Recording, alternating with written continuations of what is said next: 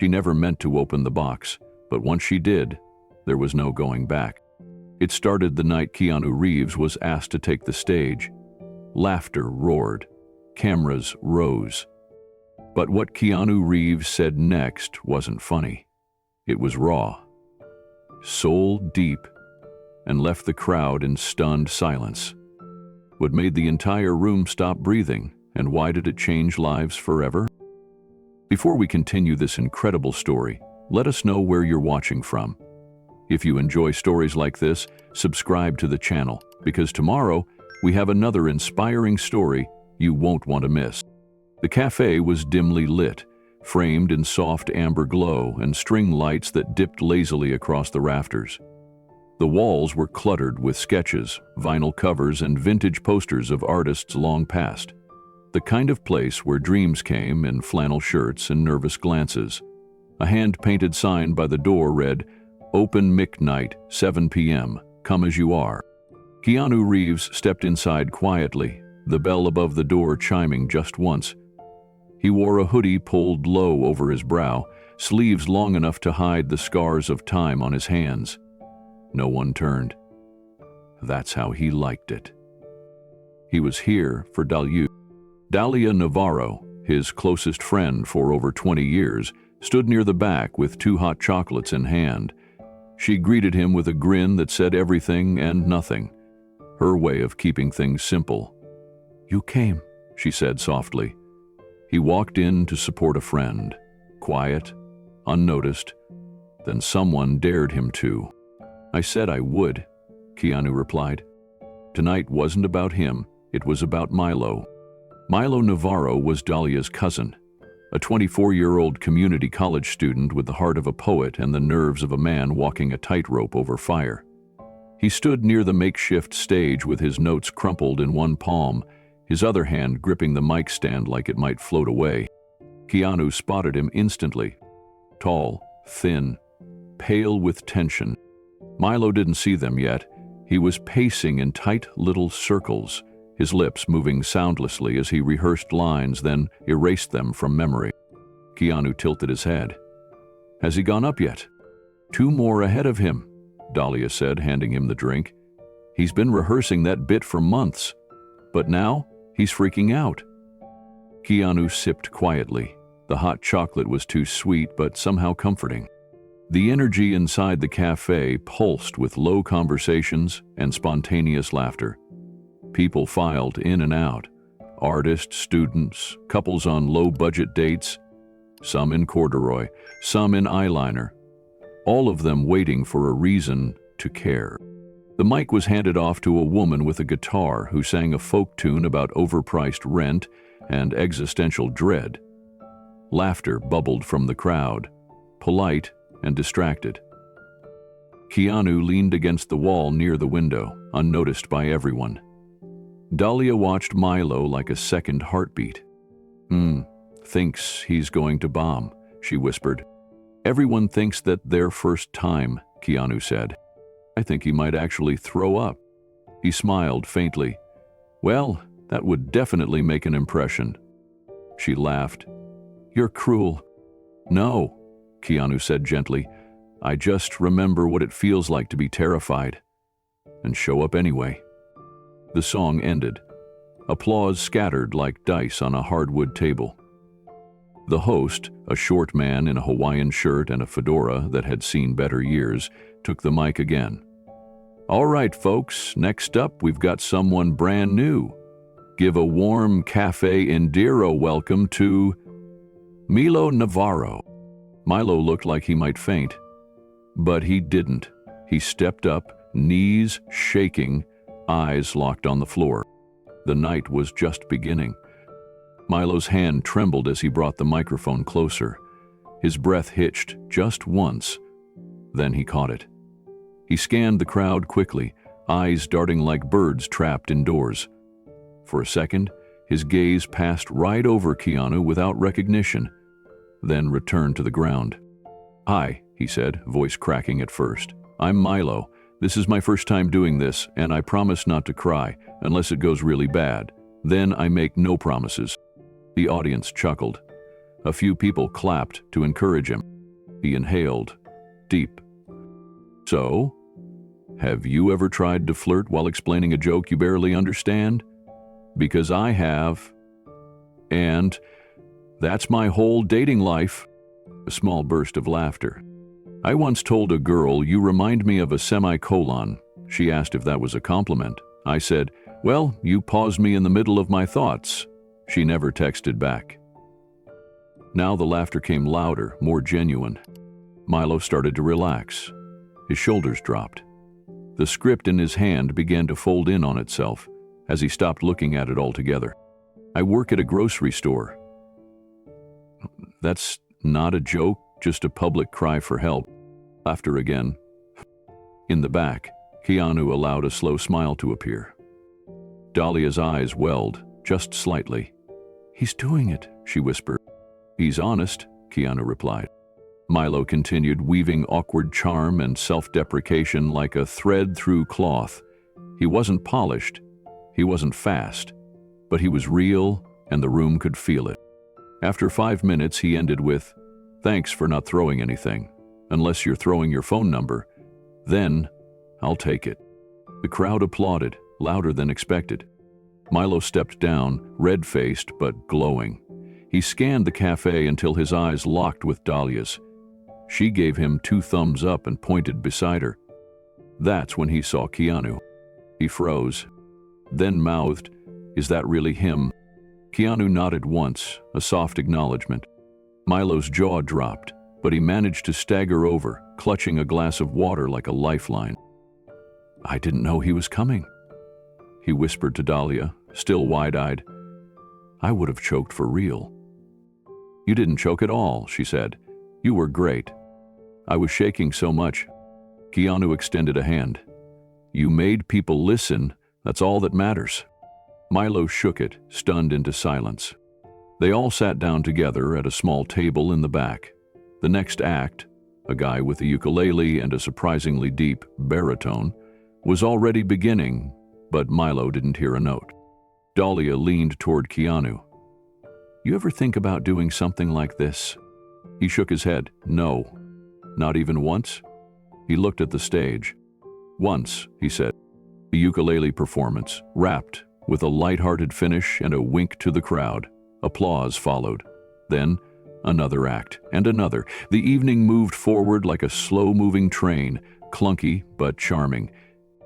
Keanu sat mostly quiet, sipping his drink, eyes occasionally flicking to the stage. He wasn't studying the performers, he was studying the moments. The nervousness in someone's breath, the pause before a laugh, the weight of words landing in unexpected ways. He understood performance, but this was different. There was no set, no cinematographer, no lights beyond the strings of cheap bulbs hung across the ceiling, no second takes. His voice and truth. An older man read a poem about losing his dog. A young woman performed a comedic rant about online dating disasters. A local teacher played a haunting blues riff that made the whole cafe lean in unconsciously. The host returned to the mic. "All right, folks, we've got one last slot open. Anyone feeling brave? Anyone?" A few murmurs, laughter, some playful shouts. Then someone near the back called out, "Hey, let the guy in the hoodie go up." Heads turned. Keanu didn't flinch. He looked slowly toward the sound, then back to Dalia. Milo leaned in. "They mean you, don't they?" Keanu gave the smallest shrug.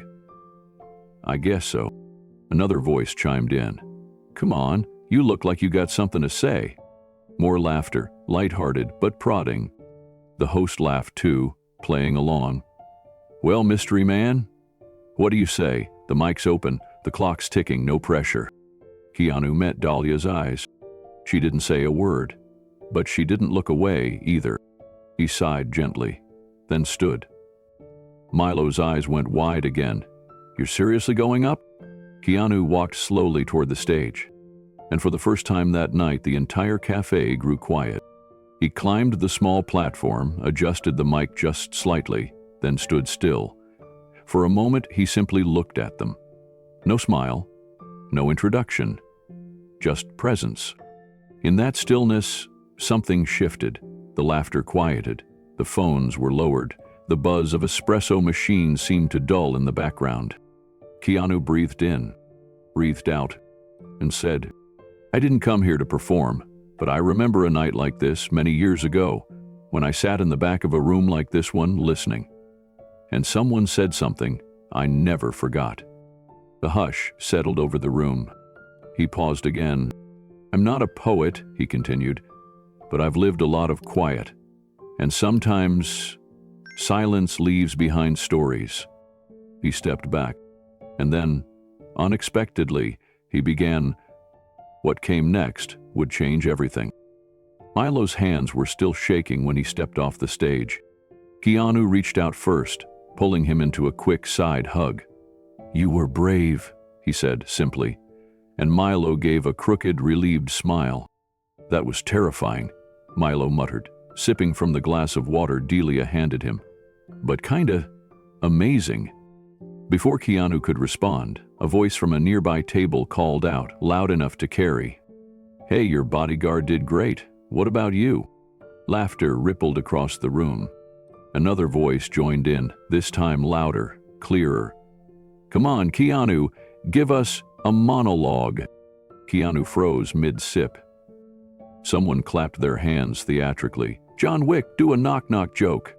That got a real laugh. Even the host, still by the side of the stage, heard the commotion and turned to see what was going on. "Oh man, are we heckling tonight's secret celebrity guest?" he said into the mic, half joking. "Sorry, folks. I didn't book the Matrix this evening." The laughter swelled. Keanu smiled, but there was a tension behind it, a quiet discomfort. Dalia reached over, gently pressing her fingers against his arm. "You don't have to," she whispered, low and kind. "They're just excited. You don't owe them anything." He nodded once, but didn't respond. He looked down at the table, then at Milo, who was now shifting uncomfortably in his seat, clearly unsure if the teasing was good-natured or on the edge of something worse. Someone near the back stood and mock called, "Red pill or blue pill, man?" More laughter. It wasn't cruel, but it was something else. Familiar. It was that moment, the one between playfulness and disregard, between admiration and dismissal, the moment someone forgets you're human and just wants you to perform. Keanu's jaw shifted slightly, not with pride, not with annoyance, but with something far quieter, something resolute. He stood up. The laughter tapered off almost instantly. The host tilted his head. "Wait, are you seriously?" Keanu gave a slow nod. Dalia looked up at him, her eyes wide. "You sure?" But he was already walking forward. The cafe quieted. Utensils were placed down. Phones stopped mid-scroll. As Keanu moved through the tables, there was a strange hush. He wasn't walking like someone about to make a joke. He wasn't even smiling. He moved like a man stepping into memory, into something heavier than the moment. He climbed the tiny stage again, just as he had done earlier. But this time, there was no dare behind it, only decision. Keanu stood under the spotlight, but didn't touch the mic just yet. He looked out across the cafe. The room, moments ago buzzing with jokes and chatter, had quieted to a low, tense hum. People were staring, not because he was famous, but because they didn't know what he was about to do. The host stepped aside respectfully, watching closely. Keanu reached for the mic. No dramatic gesture, just a calm, measured movement. He took a breath and then adjusted the mic lower, closer to his chest. Still, he didn't speak. He looked down for a moment, as if sorting through the shelves of his mind, and then he lifted his eyes and began. "I was 8 when I first understood silence," he said softly. "It was after my father left. The house didn't echo. It absorbed everything. Like grief was hiding in the walls. The shift was immediate. Heads tilted. Phones were placed face down. I remember walking past Dolores, our housekeeper, cleaning the windows. I asked her why she always hummed when she worked. She told me, Because it keeps the loneliness from getting too loud. No one laughed. No one spoke. Keanu paused, then continued. You think fame makes you louder, but sometimes it just makes your silence harder to explain. He shifted his weight slightly, eyes skimming the crowd. I was supposed to do a knock-knock joke. I know, he said with a gentle smile. But I thought, maybe. Instead, I'd say something I never got to say. Something I needed to say back then. Dalia watched from the back table, her hand resting on Milo's shoulder. Neither of them breathed. Keanu's voice didn't rise. He didn't perform. He revealed. My sister once asked me why people disappear even when they're still alive. I didn't know what to tell her. I still don't. But I've learned that when you speak from grief, it's not always about pain. It's about truth. And truth is quiet.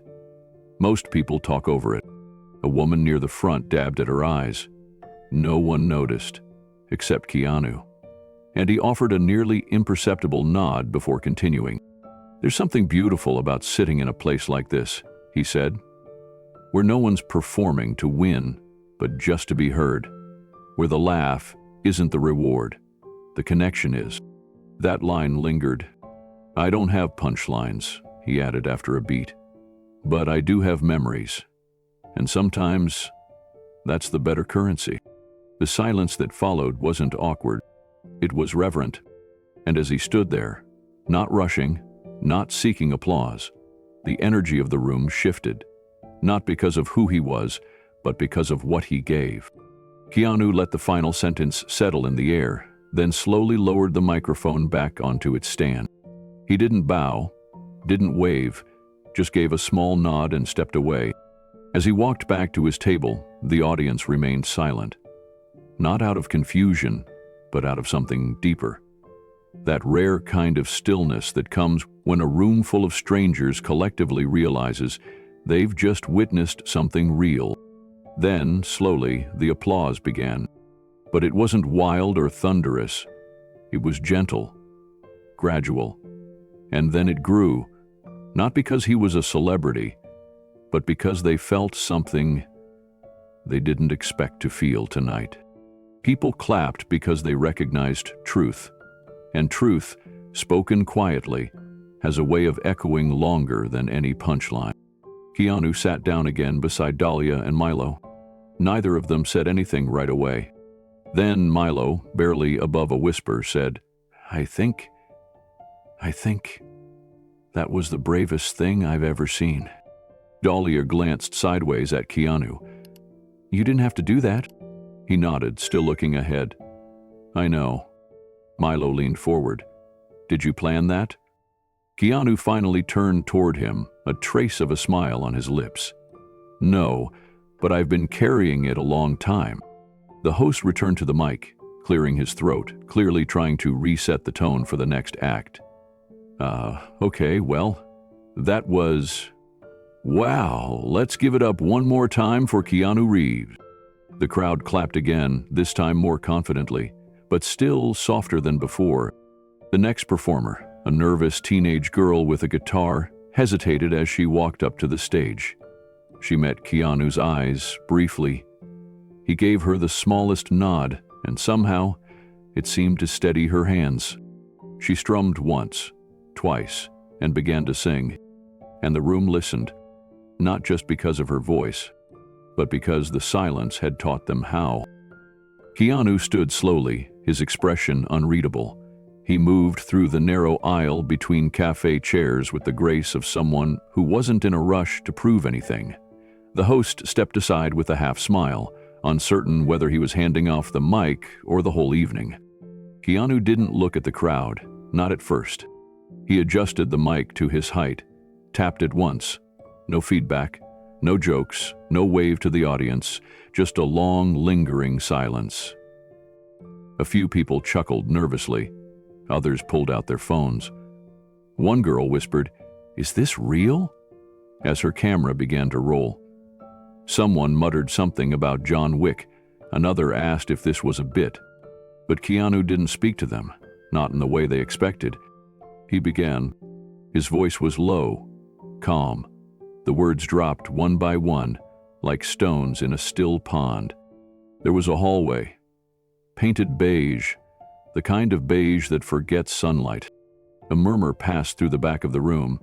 Someone laughed, unsure if that was the joke. Keanu continued, unfazed.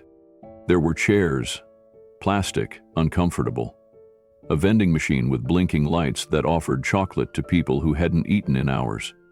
There was a girl, 17, brown eyes, fading. The phone stopped rising. The clinking of glasses stopped. The atmosphere, once light and buzzing with comic expectation, began to shift. Keanu didn't move. His hands stayed loose by his sides. She didn't cry. She held her father's hand and hummed something soft. I remember thinking it was beautiful, that someone could still sing with a needle in her arm, and fear in the air. No one knew who he was talking about. A character, a memory, fiction? But something in the way he said it made the crowd lean in instead of back. She asked the nurse if the rain had stopped. No one had told her it was raining, but she always knew. Another pause. His breath caught, just slightly. They called it a resting room, that hallway. But there was no rest. Only time stretched out like string, pulled thin by grief. A man at the back lowered his drink. Keanu's voice never rose. He never shifted into performance mode. There was no acting, no persona. Just a man remembering something everyone had tried to forget. There was silence, and in that silence I learned what love sounds like when it has nowhere left to go. The audience no longer shifted. They barely breathed. Keanu's eyes never searched the crowd. He stared at the far wall, as if seeing something none of them could. Annie told me not to talk to her about death, to keep her spirits up, but she asked me anyway. "What do you think it's like?" she said. A hush spread across the room, the kind that only deep honesty can create. Even the barista stopped mid-pour. I told her I didn't know. I told her I hoped it was like dreaming without fear. Keanu took a slow breath. She smiled, that kind of smile where you know someone's just pretending not to be afraid, so that you won't be. The audience was motionless now. The host leaned against the wall, eyes fixed forward. Milo, sitting in the corner, looked stunned. Dalia had stopped recording and was simply listening, hands folded in her lap. I remember the hum of the machines, the sound they make when everything's still working. I remember the way her fingers tightened when the nurse came in. I remember her saying, "Tell me something true, anything." Keanu's voice broke, just for a second, then steadied. I told her, "You are not alone." And it was the only thing I said that day I still believe. The room stayed frozen in its stillness. No one laughed, no one shifted. Even the occasional street noise outside seemed to soften, as if the world was pausing to hear. She died with a song in her throat, a lullaby I didn't recognize. Her lips kept moving, even after sound stopped. Keanu finally looked up, his gaze not piercing, not dramatic, but quiet, as if asking permission to keep going. I wrote 1,000 scripts after that. None of them captured what happened in that room, because truth doesn't fit into stories. Sometimes it just waits. He reached into his back pocket and unfolded a small, crumpled sheet of paper. It wasn't for effect. It was real. He stared at it for a long moment. "Sheem gave me this. The nurse found it under her pillow." He didn't read it aloud. Instead, he folded it again, slid it into his jacket, and whispered, "She said life was a stage, but the best parts were never written." People were blinking back tears. Some didn't try. A young man near the front pressed his palm against his chest as if steadying his heartbeat. Keanu looked down once more. "Thank you for letting me say what I never had the courage to before." And then he stepped back. The mic stand remained empty as Keanu walked back to his seat. No one clapped at first. Not out of rudeness, but because something sacred had just happened. The air felt changed. Lighter, in some places, heavier in others. Then, slowly, someone started to applaud. It wasn't loud, it was soft, respectful, like honoring a prayer. A second person joined, then the whole room. But there were no whistles, no cheers, just hands pressing meaning into every beat. Keanu didn't bow. He just sat back down beside Dalia, who hadn't said a word. She looked at him, stunned. He nodded once, nothing theatrical, just the kind of gesture that says, "I meant it." Across the room, Milo had tears in his eyes. His shoulders had relaxed, as if something he'd been carrying for years had been put down. Even the host didn't know what to say. He shuffled his cue cards, glanced at the mic, and awkwardly cleared his throat. "Well, how do you follow that?" The room gave a small laugh, not the kind that erased the weight of what just happened, but the kind that welcomed it. A girl sitting by the window leaned over to her friend and whispered, "That wasn't a performance. That was a confession." Phones were still up, still recording, but no one looked at them now. They looked at each other. One woman, an older guest near the back, whispered a quiet "thank you" in Keanu's direction. He didn't hear it, but the energy reached him anyway. Dalia finally spoke. "Where did that come from?" she asked gently. Keanu looked ahead, not at her, and said, "I think it was always there. Tonight just opened the door." Someone else went on stage, a nervous guitarist. His hands trembled a little as he adjusted the mic. He glanced back at Keanu before he started. Then he began to play, and his voice, soft and unsteady, somehow carried farther than the speakers should have allowed. It wasn't just that Keanu had shared something powerful, it was that he had made room for others to feel brave, too. One by one, strangers in the room began to soften. Eye contact lingered longer. Laughter returned, but now with warmth instead of irony. Something in that room had been changed permanently. It wasn't about fame. It wasn't about Keanu Reeves. It was about what happens when someone steps forward with nothing but truth and leaves silence in their wake. That silence, it wasn't empty. It was full of everything we've ever wanted to say but never dared. The moment Keanu's voice shifted, the room responded without instruction. At first, it was subtle. A lowering of shoulders, a pause in movement. One woman at the bar, mid-sip, slowly set her glass down. The clink against the wood felt loud, in a room that had just been laughing minutes before. Keanu's poem flowed into a different space now. His earlier words about a girl who passed had prepared the room, but this was personal in a way that felt sacred. He spoke of a childhood hospital room, white curtains drawn against the sun, a humming machine somewhere to the left, a plastic chair with metal legs that never stopped squeaking when you shifted, no matter how gently. He described the sound of his sneakers squeaking against that linoleum floor as he walked in, too young to understand what was happening, but old enough to remember it forever. Then, his voice dropped slightly, and the poem turned. It was quiet in a way that made my skin listen.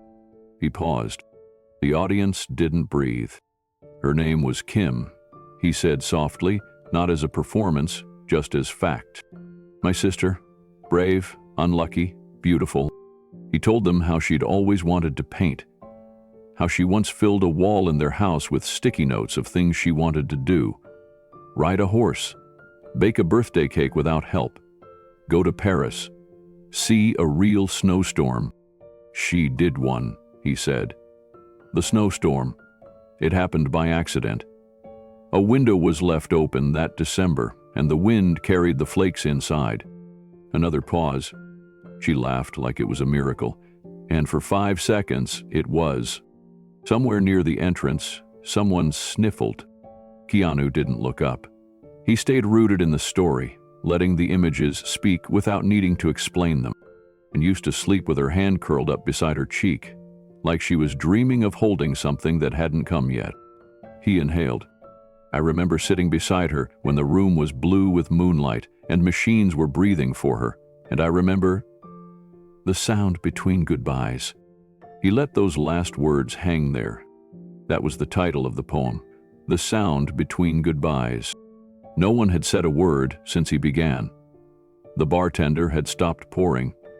A waiter carrying 2 plates froze in place near the back of the room. Even the open mic host stood with his head slightly bowed, as if he were listening to something, not just being said, but being remembered. Keanu didn't cry, but something in his voice told everyone he'd cried those tears long ago, and this was the memory of them. He spoke of how grief doesn't slam the door, it just quietly turns off the light and waits to see if you notice. Keanu's voice shifted again, soft and deliberate. She was the only one who ever understood my silences. I used to think I was strange, broken maybe, because I didn't speak much. But Kim, she made quiet feel like music. She'd sit with me for hours without a word, just drawing or reading, and I felt heard. The crowd had become motionless. No one dared break the trance. Even those who came just for the comedy were locked in. She once told me, he continued, there's nothing wrong with silence. People just fear what it might reveal. Another breath. I think about that every time I'm on a movie set. Between takes, when everyone's rushing, fixing things, making noise. I remember how she used to smile in the hush between words. That was her superpower. She noticed the quiet parts of life. There was a stirring in the far corner, a man wiping his cheek, pretending it was a yawn. Another young woman clasped her hands together as if in prayer, her eyes misty. Keanu's words weren't trying to impress. He wasn't commanding the stage, he was offering something rare. Grief without drama, vulnerability without apology. I never got to say goodbye the way people imagine it. There wasn't a final moment with perfect words. There was just me, in that chair, holding her hand, her breaths slowing, my mouth too full of silence to speak. He let those images linger, trusting the stillness. Some people think acting is pretending, he said, his voice deepening slightly. But for me, it's always been about memory, about making the invisible visible again. And Kim, she taught me how to see. He finally looked up, just briefly. His eyes scanned the room. He wasn't acting now. The microphone caught the smallest sound. The shift of his weight, the slight intake of air before the next thought. You probably expected a joke, he said gently. A punchline, something safe. He paused. But sometimes, the truth is what we're most afraid of hearing. Not because it hurts, but because it opens something inside of us we didn't know was still there. A low, reverent murmur rippled through the room. Not speech, but feeling made audible. Keanu didn't flinch. He stepped into it. I wrote this poem not for applause, he added, but to remember, not just Kim, but anyone who has ever sat in the quiet and wondered if their love mattered. And then, once again he paused, not for effect, but because silence was the most honest punctuation he had. Keanu stood completely still. His hands rested loosely at his sides, fingers relaxed, the microphone cradled in his breath. His voice came again, low, as if he were letting the words find him rather than the other way around. Kim was the kind of person who remembered birthdays no one else did, the kind of person who left small notes in your lunchbox even when you were too old for them, who cried at sunsets and laughed during storms, who taught me that love isn't loud, it's constant. A sharp sniffle came from somewhere near the back. Someone else exhaled shakily, releasing whatever emotion they'd been holding in. Keanu looked down for a moment, then continued. When the machines went quiet in a room, I remember thinking, not about death, but about how strange it was to hear my own heart beating so loudly. It was like the world didn't want to let go of her, even when she was gone. The last few words came slower. I didn't cry right away. I couldn't. But the silence that followed, that was the loudest goodbye I've ever known. He stepped back slightly, not off the stage, just enough to let the words breathe. He stared into the dim space where the lights met the darkness of the crowd. No one clapped. No one dared. It wasn't the kind of moment applause could honor. In the silence that followed, a strange thing happened. Someone whispered, "Thank you." It wasn't loud. It wasn't meant for everyone. But it floated forward like an offering. A single voice of recognition. A soft echo of the story they had just been given. Then another voice added, "I lost my brother last year." A third said, That really hit me." Keanu nodded once, barely. He didn't smile. He didn't bow. He simply stood in that space where something unseen had passed between strangers and didn't try to own it. The host, who had once chuckled along with the crowd, now stood off stage, jaw slightly slack. His script pages drooped from his hands. The entire night had pivoted, and nobody wanted it to turn back. Keanu walked back to his table slowly. Milo looked up at him, tears glassing his eyes. Dalia took Keanu's hand gently, no words between them. The room remained hushed, not out of discomfort, but reverence. For a moment, it was like time paused.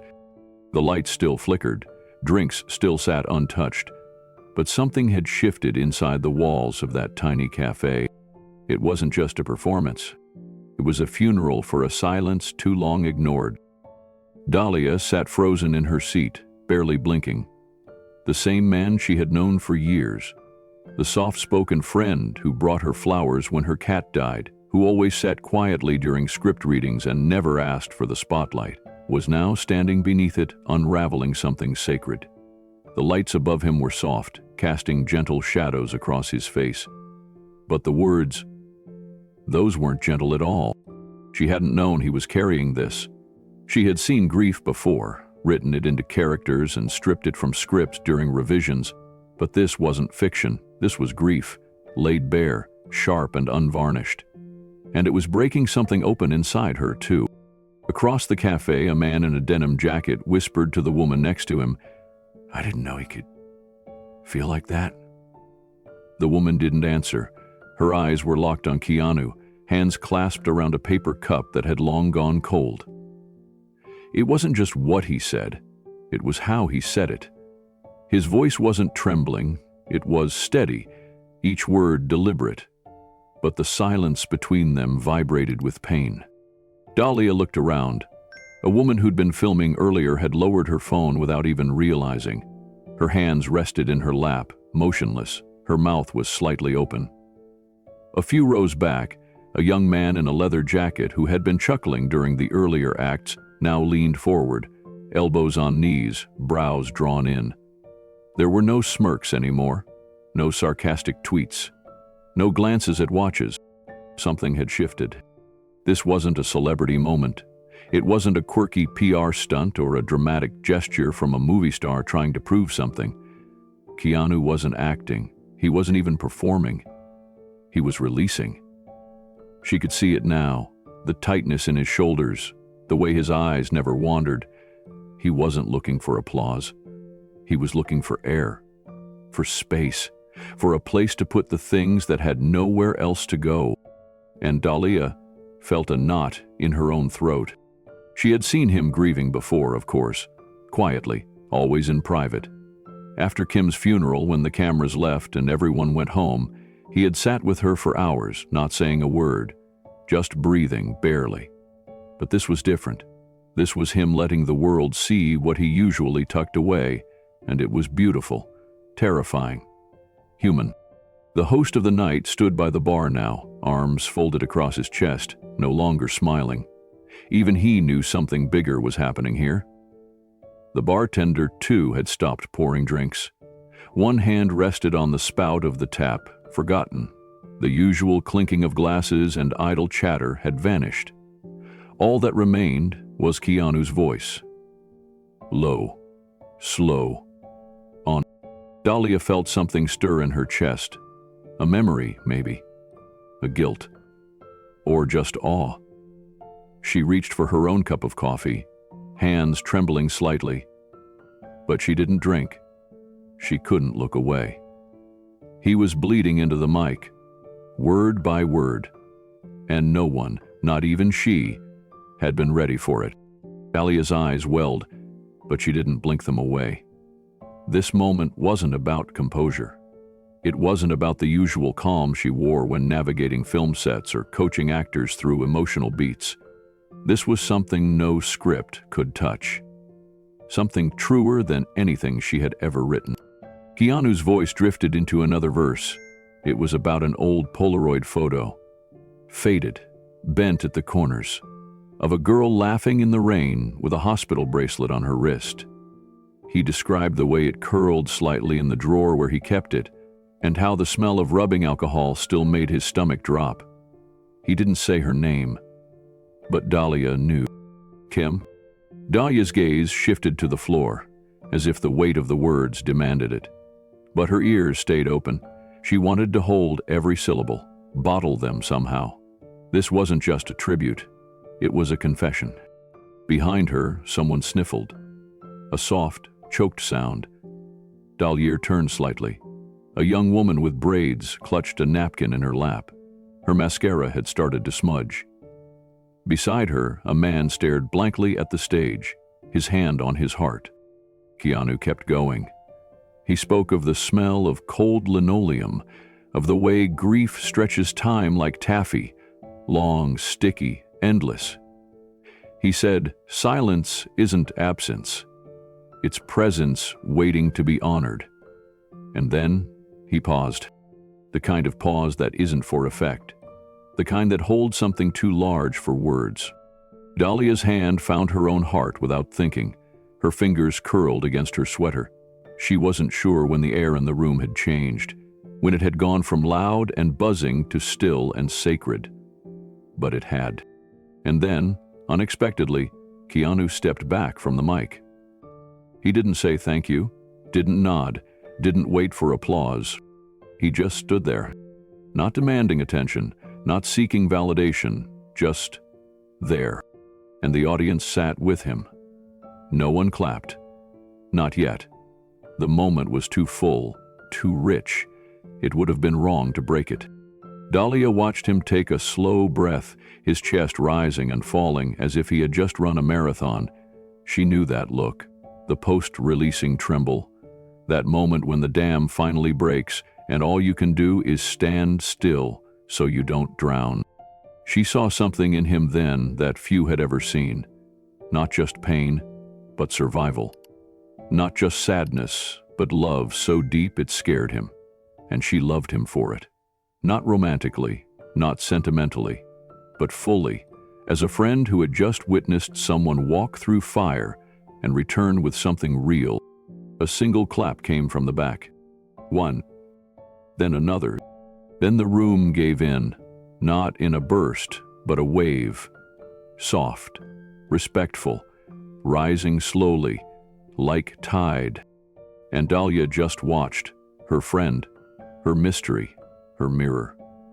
Standing beneath the light, more visible than he had ever been. Keanu stood at the mic, the air thick with stillness. His breathing was slow, controlled. One last breath. Then the final line dropped into the room like a stone into still water. I've said goodbye more times than I've said I love you, but I meant both.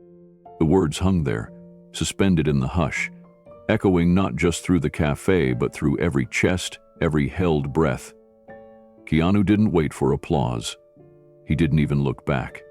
He simply set the microphone down gently on the stand and stepped away from the spotlight, disappearing into the shadows as quietly as he'd entered them. There was no music to cue an emotional response, no MC to crack a joke and break the tension. Just silence. A raw, unfiltered silence that demanded presence.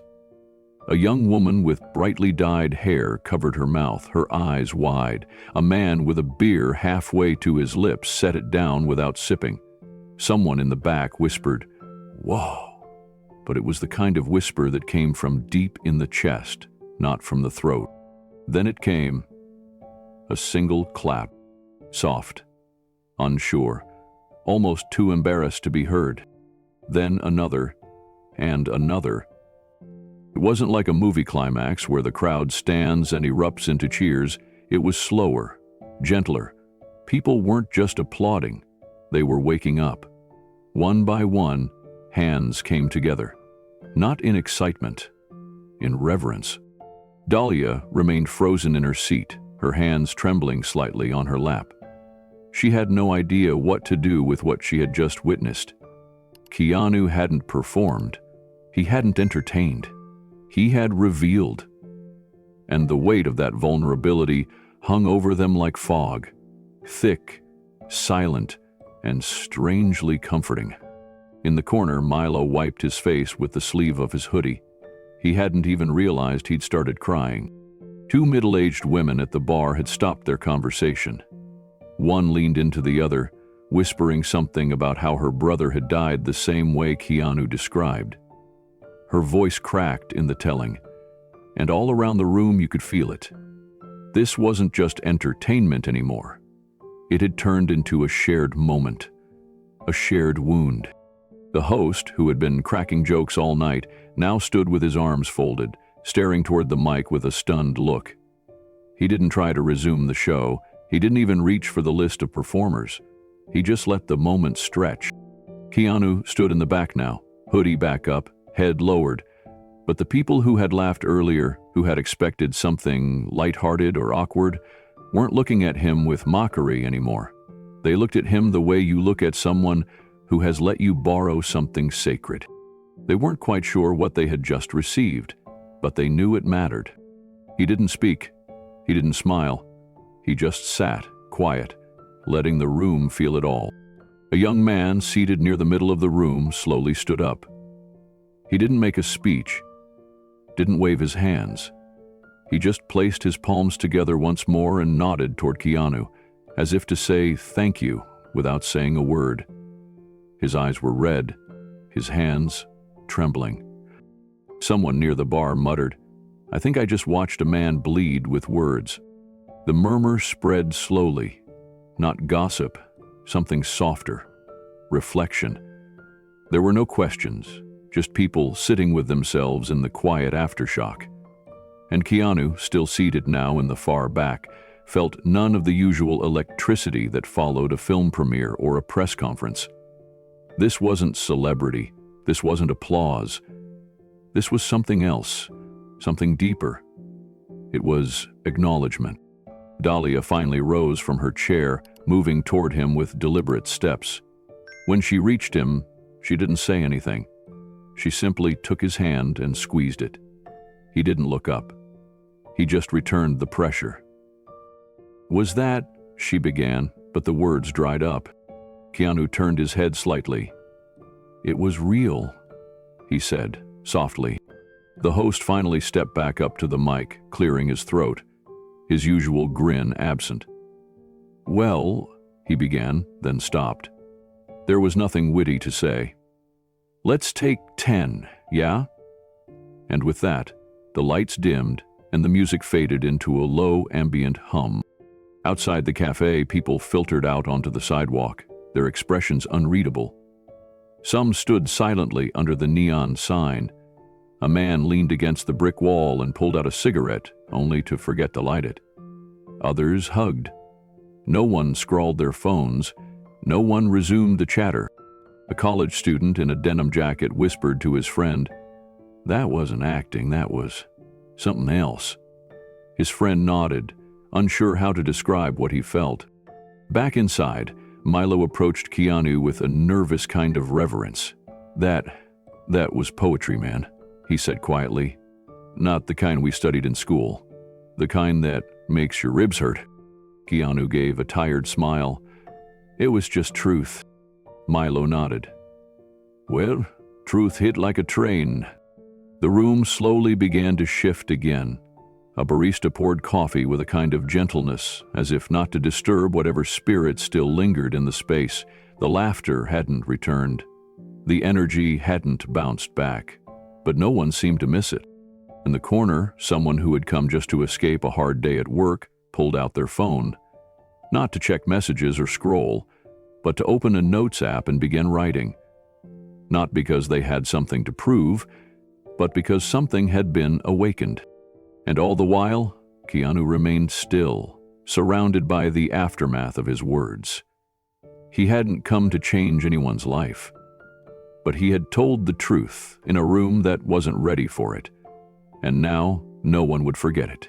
Later that evening, as the last patrons drifted out into the cool night air, Dalia stayed behind with Keanu. The cafe was nearly empty now. The stage lights dimmed, the mic stand unplugged, the scent of coffee still lingering in the quiet room. No one was laughing anymore, but no one was sad either. The air felt thick with something more lasting than entertainment. Keanu sat at a corner table, fingers loosely interlaced, gaze unfocused. Dalia slid into the seat across from him. She didn't smile, she just looked at him, the way someone looks at a person who's just laid down a piece of their soul. "I've seen you in front of millions," she said finally, "but I've never seen you like that." Keanu shook his head slowly. "Neither have I." He wasn't trying to be profound. It was just true. For once, the words had come not from a script or a screen, but from somewhere deeper, a place untouched by cameras or cues. A reservoir that had filled slowly over the years, drop by drop, until it had no choice but to overflow. Dalia leaned in. "You didn't plan that, did you?" "No," he whispered. "It just came out."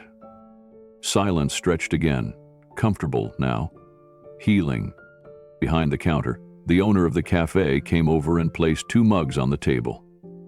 "On the house," she said quietly, "for whatever that was."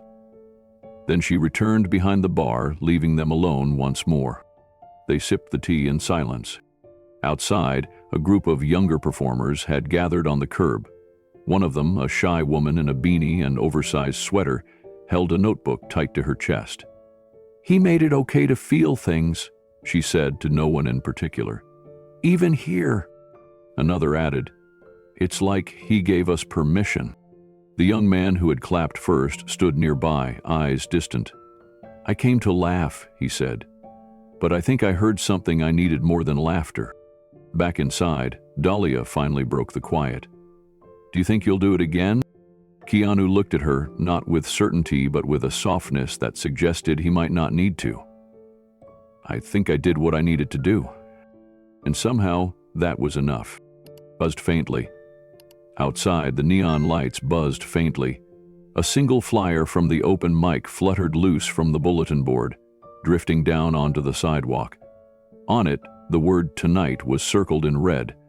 Beneath it, no mention of what had happened, no hint of history being made, just a name scrawled hastily in the performer lineup: K. Reeves. No fanfare, no spotlight, just a man who spoke and a room that listened. The street lights hummed overhead. The sidewalk was wet with mist, but for everyone who had been there, something had changed. Something small, invisible, but permanent. Not a performance, a reckoning. Keanu returned to his seat, quietly. The room behind him was still shifting from awe to awareness. He didn't smile. He didn't bow.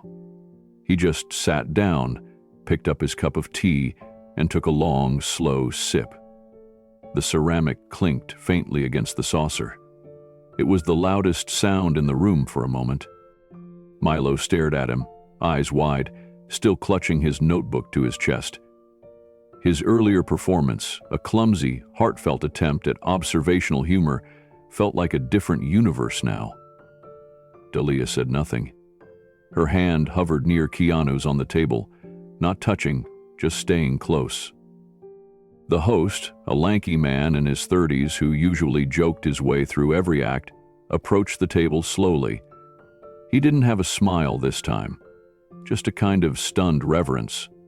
He leaned down and whispered, You just changed the tone of this whole place. Keanu glanced up briefly. Didn't mean to, he said, then went back to his tea. Near the front, a woman who had been filming earlier was wiping her cheeks with her sleeve. She stood and walked quietly out the side door, leaving behind her half-finished cocktail. No one stopped her. No one even turned to look. At another table, a man who had laughed loudly at every joke until then now sat with a notepad open. He was scribbling something, eyes distant, lips slightly parted like he was remembering something old, something forgotten. The cafe was softer now. The hum of the refrigerator in the back kitchen became more noticeable. The barista's motions behind the counter slowed down. Even the traffic outside seemed quieter. The audience wasn't in a daze. They were in something deeper. Contemplation. Dalia finally spoke. That wasn't for them, was it? Keanu looked at her, his eyes tired but kind. No. It was for someone who never got a last word. She nodded slowly, as if she'd known the answer before she asked.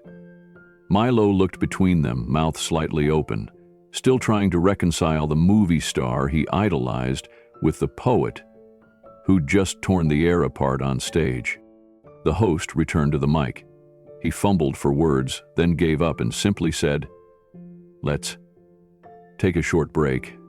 Maybe grab a drink, call someone you love. We'll start again in 10 minutes. But no one moved. Not at first. Then a few people stood and quietly hugged the person next to them. A couple near the wall just held hands and leaned their heads together. The whole room was breathing differently, slower, heavier. Keanu remained still, staring into his cup like it might explain the ache in his chest. Milo finally broke the silence. "I didn't know you wrote things like that." Keanu didn't look up. "I don't. Not usually. That one, it's been with me a long time." Milo hesitated. "Was it real? The hospital? Your sister?" Keanu met his eyes, and Milo saw the answer before Keanu spoke. "Yeah," he said quietly. "Every word." The young man nodded, unsure of what to do with that kind of truth. He looked around the room, now dimmer, quieter, reverent, like a church after the last hymn. People spoke in hushed tones, not because they were told to, but because it felt wrong to break the spell too loudly. In the back, the bartender slowly dried a glass with a cloth, his hands moving with unusual care. The usual rhythm of pouring and shaking drinks was paused. He was watching Keanu, like the rest of them. Watching not the celebrity, but the man who had just opened a wound and offered it like a mirror. One woman walked over, mid-30s, wearing a sweater that looked handmade. She didn't ask for a selfie. She didn't introduce herself. She just placed a folded napkin on the table in front of Keanu and walked away. On it, in careful script, were 4 words. "You spoke my silence." Dalia picked it up and read it aloud under her breath. She set it down again gently, as if it were sacred. From the far corner of the cafe, a teenager with dyed pink hair stood slowly and crossed the room. She paused by Keanu's table. "My dad never cried when my mom died," she said. "But I think, if he heard that poem, he would have." Keanu didn't respond with words. He just nodded once, slowly, eyes soft. The host returned to the mic again. This time he wasn't fumbling. "Before we continue with the list, I just want to say this. What happened here tonight wasn't part of the schedule. It wasn't planned. And I think maybe that's what makes it matter more. This space, this mic, it's for real things. Funny or painful or strange. So, thank you. All of you. And thank you, Keanu." That earned a quiet ripple of applause.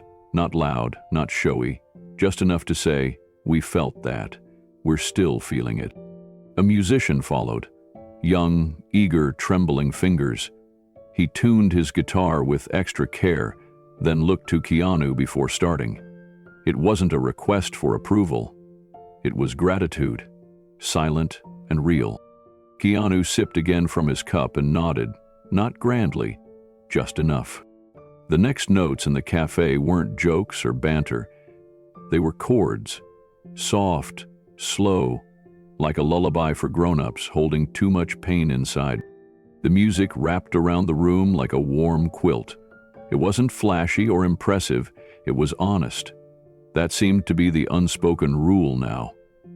No more pretending, no more masks. Dalia leaned in close to Keanu. "You didn't just perform," she whispered. "You rewired this entire place." Keanu let out a soft breath. "I didn't come here to do that." "I know," she said. "That's why it worked." At the next table over, a couple who had been arguing earlier now sat in silence, their hands gently touching. The woman wiped a tear from her cheek with the sleeve of her coat. The man stared ahead, his expression unreadable, but still. That stillness had become contagious. A young man stood near the counter, notebook open, writing furiously. He wasn't trying to be profound. He was trying to capture something before it faded. He paused, tapped the pen against the paper, then looked up at Keanu. "Do you mind if I write about this?" he asked. Keanu gave a faint smile. "It's already yours." In the corner, the host sat down with a sigh, wiping his forehead. "I've hosted open mic nights for 5 years," he said aloud, not really to anyone.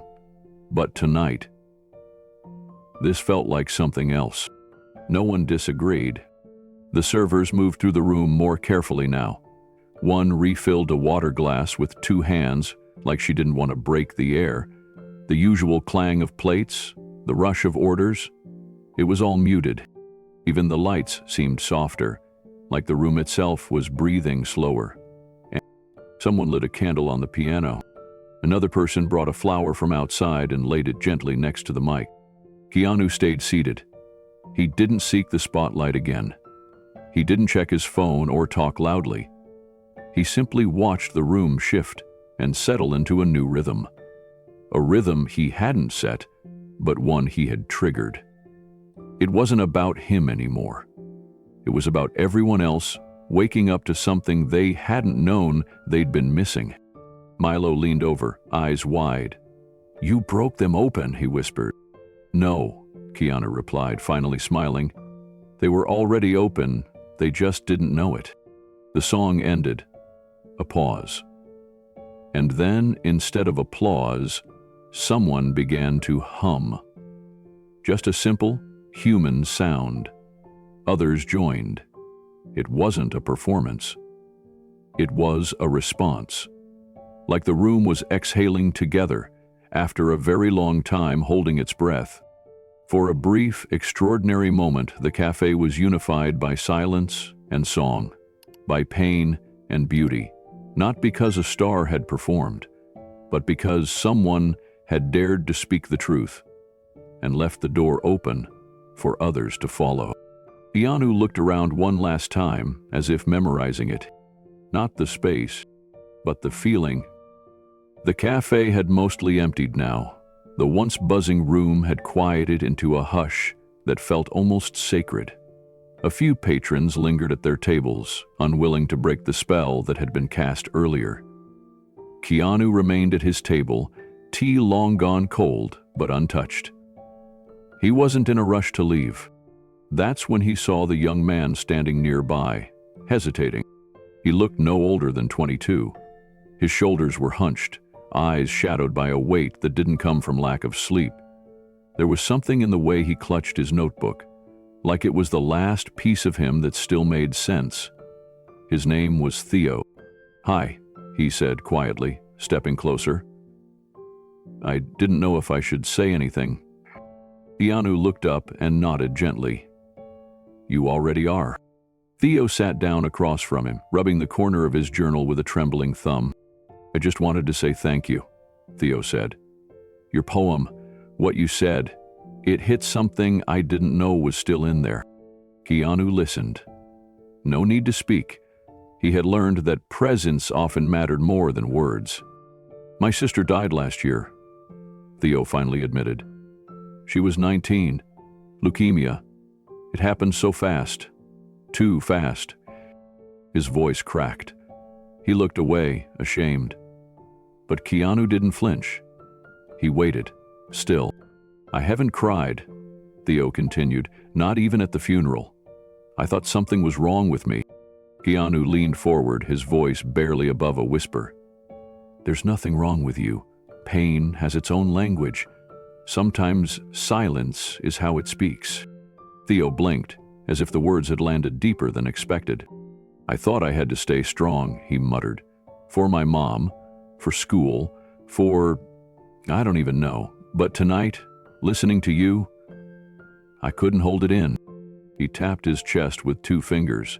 It cracked something open. Keanu gave a soft nod. "Sometimes we carry things so long, we forget they were never meant to be carried alone." Theo exhaled, a sound that bordered on relief. "I used to write," he said. "Poetry.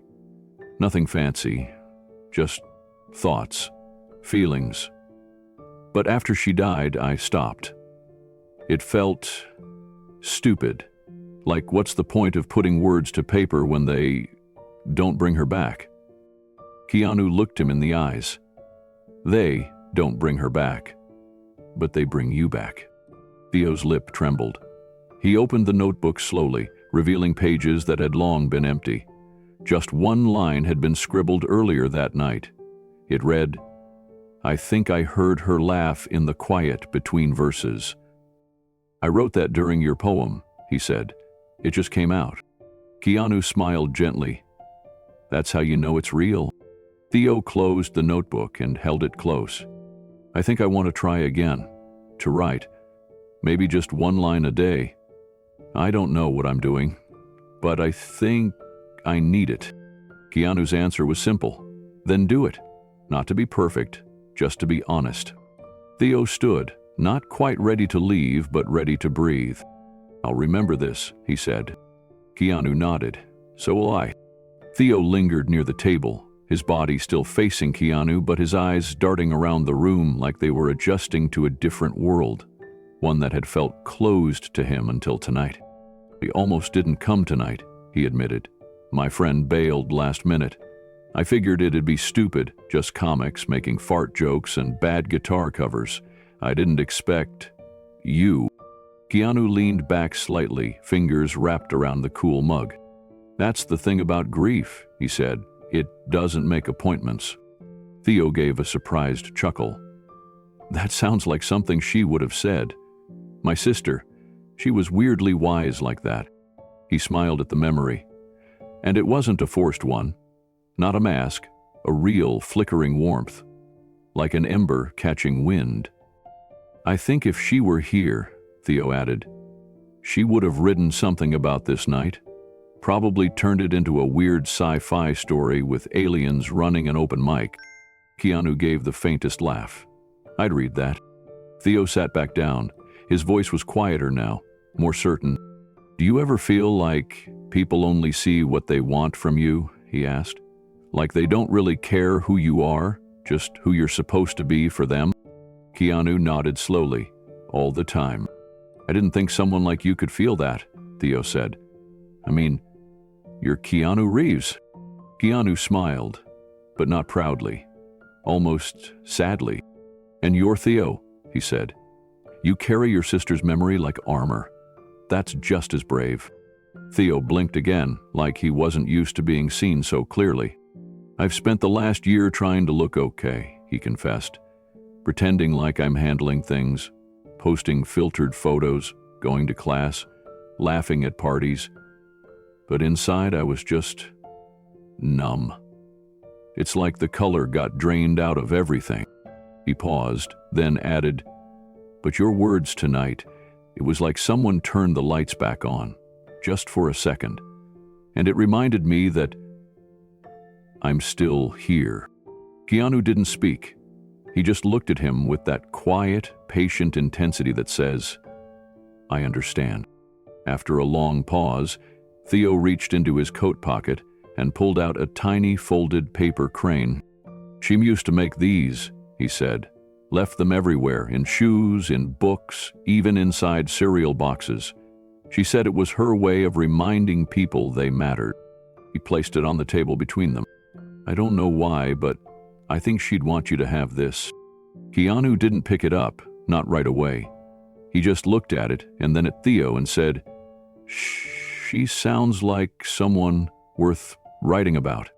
Theo smiled, and this time it reached all the way into the sadness and lit it from within. Theo stayed a little longer, neither of them feeling the need to fill every second with sound. The cafe had mostly emptied by now, chairs stacked, lights dimmed. The last echoes of conversation had faded into the clink of a barista washing up in the back. Keanu finally reached for the paper crane. He held it carefully, as if it were made of glass instead of folded memory. "I think she already wrote this one," he said quietly. Theo watched him, not needing to ask what he meant. Grief had its own language, and both of them spoke it now.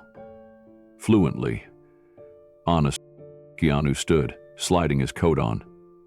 "You gonna be okay?" he asked. Theo nodded. "Yeah, I think so. I might write something tonight. Just for her.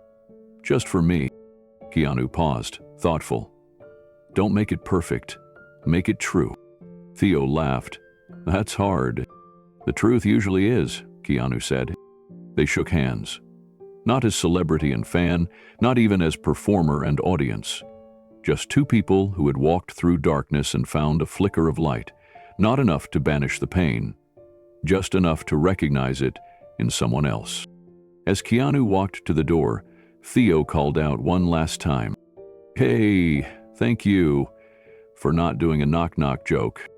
Keanu turned with the faintest smile. "Next time."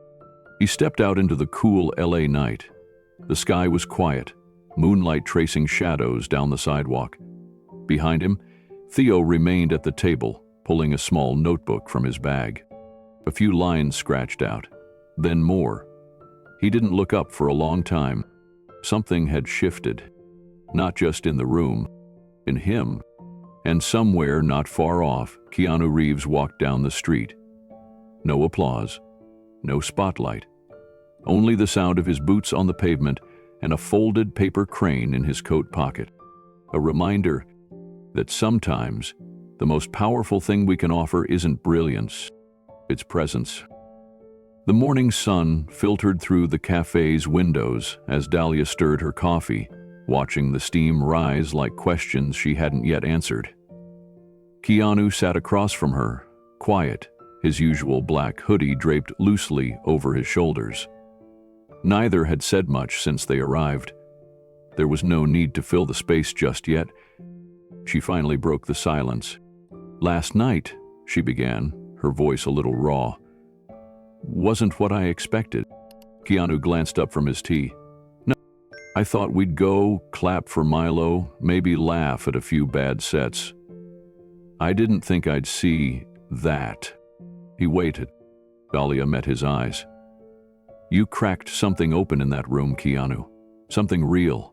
Something raw. I don't even know if you noticed." He didn't answer. He didn't need to. "I saw people stop pretending," she continued. "Stop performing. Even Milo said he wants to write about his dad again, not just jokes about his Wi-Fi. And me," she hesitated, then laughed quietly. "I was going to quit." He raised an eyebrow. "I didn't tell anyone, but I was done. I was sitting on 3 unfinished scripts, couldn't touch them, couldn't even open the files. It all felt like shouting into a void, you know?" "I know," Keanu said softly. "I didn't think words could matter anymore," she admitted. "But then you stood up there. You didn't give them what they asked for. You gave them what they didn't know they needed." He stirred his tea, the spoon clinking against porcelain. "It wasn't planned. That's what made it matter," Dalia said. "It wasn't crafted for impact, it just landed." The moment passed. Dalia leaned forward, elbows on the table. "Where did that poem come from?" Keanu looked down, fingers wrapped around his mug. "I started writing it when Kim first got sick. I never finished it. Not until last week." "And you just carried it with you?" "Sometimes you carry things for years before they carry you." She nodded slowly, the words settling like stones in her chest. I didn't realize how much I needed to see that, not just hear it, but see someone be that vulnerable, in public. He looked at her, gaze steady. People expect noise. Sometimes, silence is louder. Dalia blinked, then smiled. It wasn't wide or dramatic, just deep. I'm opening the file tonight, she said.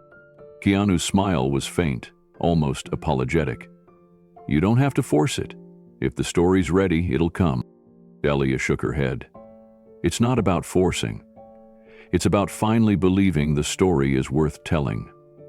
You reminded me what words can do when they're not trying to impress, just trying to reach someone. A breeze rustled the cafe's patio umbrella, scattering a few napkins. She leaned back, eyes lifted to the sky. You ever feel like your whole life is one big rewrite? Like you're always trying to fix a version that didn't land? Keanu nodded slowly. Yeah. But sometimes the version that didn't land was the version that taught you how to tell it right. She looked at him again, this time not as a movie star, not even as a friend, but as a fellow artist who had just reminded her what art could still mean. You know, she said, her voice softer now, when Milo first said you should perform, I almost stopped him. I thought, don't bother Keanu. He's just here to support. Keanu chuckled gently. I was. Yeah, but you were also here for something else, and maybe we all were. He let that sit in the air, the weight of unplanned purpose, of truth, spoken in the exact moment it was needed most. Across the patio, a young man with a laptop was typing furiously. Another sat nearby, sketching in a small notebook. The echoes of last night's stillness hadn't fully faded. Dalia noticed it. The poem, she asked suddenly. What made you finish it last week, after all that time? Keanu glanced toward the street, where an elderly couple shuffled past holding hands. I had a dream, he said. Dalia waited. I was back in the hospital. Kim was asleep. I was just sitting there, watching her breathe. Everything was quiet. But in the dream, I could feel the silence differently. Like it wasn't just absence. It was memory. Like everything we didn't say still had weight. Dalia's throat tightened. That's beautiful, Keanu shrugged. I woke up and wrote until the sun came up, finished it without even realizing I had. That's how the good ones come, she whispered. They sat for a while, not speaking, just letting the morning move around them. Finally, Dalia spoke again. You gave something last night that none of us knew we needed. Not just a poem, not just a moment. You gave people permission. Permission to feel, to remember, to speak, even to cry. Keanu looked at her, eyes serious. I didn't plan to be brave. She smiled. That's the only kind that matters. He reached into his coat pocket, pulled out a small notebook and slid it across the table. It's yours. I started another one already. Dalia picked it up carefully. She didn't open it. Not yet. Then I guess I have no excuse not to write, she said. Keanu stood, adjusting his hoodie. You never did. As they stepped onto the sidewalk, the cafe behind them filled with light, and somewhere, quietly, the sound of a news story beginning. 3 days after the open mic, the quiet ripple had become a wave. It started with a student. Her name was Naomi Park, a senior journalism major at UCLA. She hadn't planned on going to the cafe that night. A friend canceled on her last minute, and she almost stayed home. But something tugged her out the door, a feeling she later couldn't explain. She brought her phone, as always, not to document anything in particular, just habit. She sat at the back of the room that night, half watching, half sketching story ideas for a class. Then Keanu walked on stage. Naomi had raised her phone instinctively, assuming, like everyone else, it would be a funny moment, a celebrity cameo, a story to tell friends about later. But as the first words left his mouth, She lowered the phone slightly, not because she didn't want to record, but because her hands were shaking. Still, she captured it. Every pause, every line, every breath between the verses. She didn't post it that night. She didn't sleep much either. She watched it over and over, not editing, not clipping, just watching, listening, feeling. The next morning, she emailed the cafe to ask if they had any official policy on filming guests. They didn't. Then she reached out to the manager, who gave her Dalia's contact. Through Dalia, Naomi was connected to Keanu. He didn't respond immediately. He took a day. Then he wrote back simply, "If it helps someone, post it. But please, don't cut anything." Naomi cried when she read the message. She uploaded the full 6-minute video with the title, "Keanu Reeves' spoken word stuns open mic crowd." She didn't add a thumbnail or dramatic tags, just let the words speak for themselves. Within 6 hours, it had 200,000 views. Within 24, it passed 2 million. By the 48-hour mark, it crossed 8 million, trending not just on YouTube but across multiple platforms. Twitter threads exploded with quotes from the poem. Reddit lit up with personal stories of loss and healing. Teachers shared it with writing students. Therapists emailed it to clients. The video touched a nerve that ran deeper than viral curiosity. It felt like a collective exhale. Some headlines tried to turn it into a spectacle. Keanu's poem about death leaves internet in tears. John Wick actor shows his softer side. But those didn't catch fire the same way the raw video did. The comment section became its own form of tribute. One user wrote, "My brother died last year. I haven't spoken about it. Tonight I cried for the first time." Another said, "I've struggled with depression for months. This gave me a reason to write again." There were no arguments in the thread, no trolls, just silence turned into sentences, just people remembering together.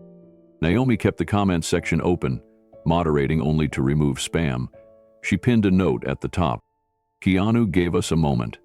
Let's give each other space to feel." Keanu never checked the views, not once. Dalia kept him updated in small pieces, just enough to let him know it had become something more than a performance. He didn't want to see himself on the screen. What mattered wasn't his image or his voice. It was the stillness, the words left behind. But the world didn't forget. A literary journal requested permission to publish the transcript of the piece. Keanu hesitated, then said yes, on the condition that it appear without his name. The editor agreed. The issue sold out in days. A high school in Vermont asked if they could include the poem in their grief counseling curriculum. A pastor in Ohio read it aloud during a Sunday service about loss and love. A young girl in Australia memorized it and performed it for a school showcase. Without even knowing the man behind the words had once been an action star, the ripple kept expanding. And Theo, the young man who had spoken to Keanu after the performance, sent a message through Dalia weeks later. He had written a piece of his own. He didn't want it published, just read. Keanu did read it, every word. And when he finished, he said, "This is what the world needs more of. Not noise, but truth." Meanwhile, Naomi was asked to speak at her university about viral media and responsible storytelling. She opened with a photo of the open mic cafe and said, "I didn't create this moment. I just gave it a place to breathe." She credited the people who listened, the ones who didn't interrupt, the ones who allowed the silence to stretch long enough for meaning to arrive. In private, Keanu told Dalia that he hadn't expected any of it. "I just couldn't stay quiet anymore." To that, Dalia said, "Maybe silence wasn't the absence of voice, maybe it was the waiting place for something worth saying." A few weeks after the video went viral, the cafe hosted another open mic. This time, there were more attendees than seats, not because people wanted to catch another celebrity surprise, but because they wanted to witness something real. People didn't heckle, they didn't shout, they listened. One performer said it was the most respectful audience he'd ever had. Another said she'd never felt so safe sharing something painful. The host, who had once teased Keanu with a knock-knock joke, began the night by reading a passage from his poem. Then he said, "Tonight, we speak to be heard, and we pause to be felt." And that set the tone. It wasn't about one man on stage anymore. It was about the echo his vulnerability had created. A space where poetry could breathe, where strangers could meet in grief and leave with hope, where the loudest thing in the room wasn't applause, but empathy. Keanu didn't attend that second night. He didn't need to. The silence he had once carried alone was now being shared by many. And in that, something holy had happened. Something still happening. The first message arrived in the early morning. It wasn't from a publicist or a journalist or even a fan. It came from a man named Greg, a father from Montana. The subject line read, "You don't know me, but thank you." Greg's email was brief. His daughter had passed away 6 months earlier in a car accident. He'd watched Keanu's performance by accident. One of those auto-played videos on a social feed that he didn't have the energy to stop. And then, he didn't want it to end. Greg wrote that he hadn't cried at her funeral, not once. But listening to the poem, something inside him cracked open. It wasn't the words, he said. It was the silence between them. That's where I live now. Keanu read the message twice. Then he sat back, staring at the ceiling for a long time. He didn't reply immediately, but he saved it. By the end of that week, there were dozens more. A woman in hospice care wrote to say that she had shown the video to her grandchildren. She wanted them to understand that grief wasn't something to be hidden. She was preparing them, she said, not for her death, but for the love that would remain. A veteran from Texas wrote about night terrors and isolation. He hadn't told his story in years, but something in the poem reminded him of his old unit. "You reminded me that pain doesn't need armor. It needs breath." Some messages came through email. Others were handwritten. One was delivered to the production office by a young assistant who didn't want to say where it came from, just that it had been passed from friend to friend and somehow ended up there. The handwriting was shaky, barely legible, but it said, "Your silence sounded like mine." Keanu read them all, every one. Some he responded to, short notes of thanks, encouragement, or acknowledgement. Others he didn't answer, not because he didn't care, but because words felt too small in the face of what had been shared. He began printing them out, not to collect, but to hold. Dalia noticed the stack growing in a quiet corner of his home. No labels, no folders, just pages and envelopes, some dog-eared, others still scented with perfume or pressed with flower petals. She asked him once, "What are you going to do with all of these?" He said, "I'm not sure, but I think they're part of the poem now." There was one letter that stayed with him longer than most. It came from a teenager named Ava in Vancouver. Her brother had taken his own life the previous year, and no one at school knew. She had carried it like a secret disease, afraid that speaking about it would make people avoid her. After watching the video, she wrote, "I showed it to my teacher, then my class. For the first time, I wasn't the only one in the room who felt quiet inside." Keanu didn't write back. He called the school instead, quietly, anonymously. He asked them to check on Ava, to make sure she had support. And then he sat with her letter for a long time. One morning, Keanu received a letter that didn't start with a name. It simply said, "I haven't spoken out loud in 3 years." It came from a woman named Miriam, who had lost her husband during the pandemic and retreated from the world. Her voice, once active in her church choir, had gone silent. She'd turned to painting, then stopped. To journaling, then stopped. Her world had shrunk to the square footage of her apartment and the reach of her arms. She didn't expect anything from Keanu. She didn't want a reply. She just wanted to tell someone that, after watching the poem, she'd spoken. Not to a person, but to herself. In the mirror. I said his name, that's all. But it was the first word I'd spoken in 3 years. Keanu folded that letter 3 times and placed it inside his wallet. The messages kept coming. Not only to Keanu, but to the cafe itself. The owner, a woman named Tasha, called him 2 weeks after the video went viral. "I just wanted you to know," she said. "We've had people coming in asking if this is the place. Some just sit in the same chair. Some bring poems. One guy brought a photo of his son and just sat there." Tasha wasn't annoyed. She was moved. Something about that night stuck to the walls. I don't want to clean it off. A teacher in Ohio sent an email titled, "Required Viewing." She had played the video for her 12th grade literature class. Her students had fallen silent. Then, they began writing. Not essays, but poems. One girl stood up and read hers aloud. She had never spoken in front of the class before. Another email arrived from a man in his 60s.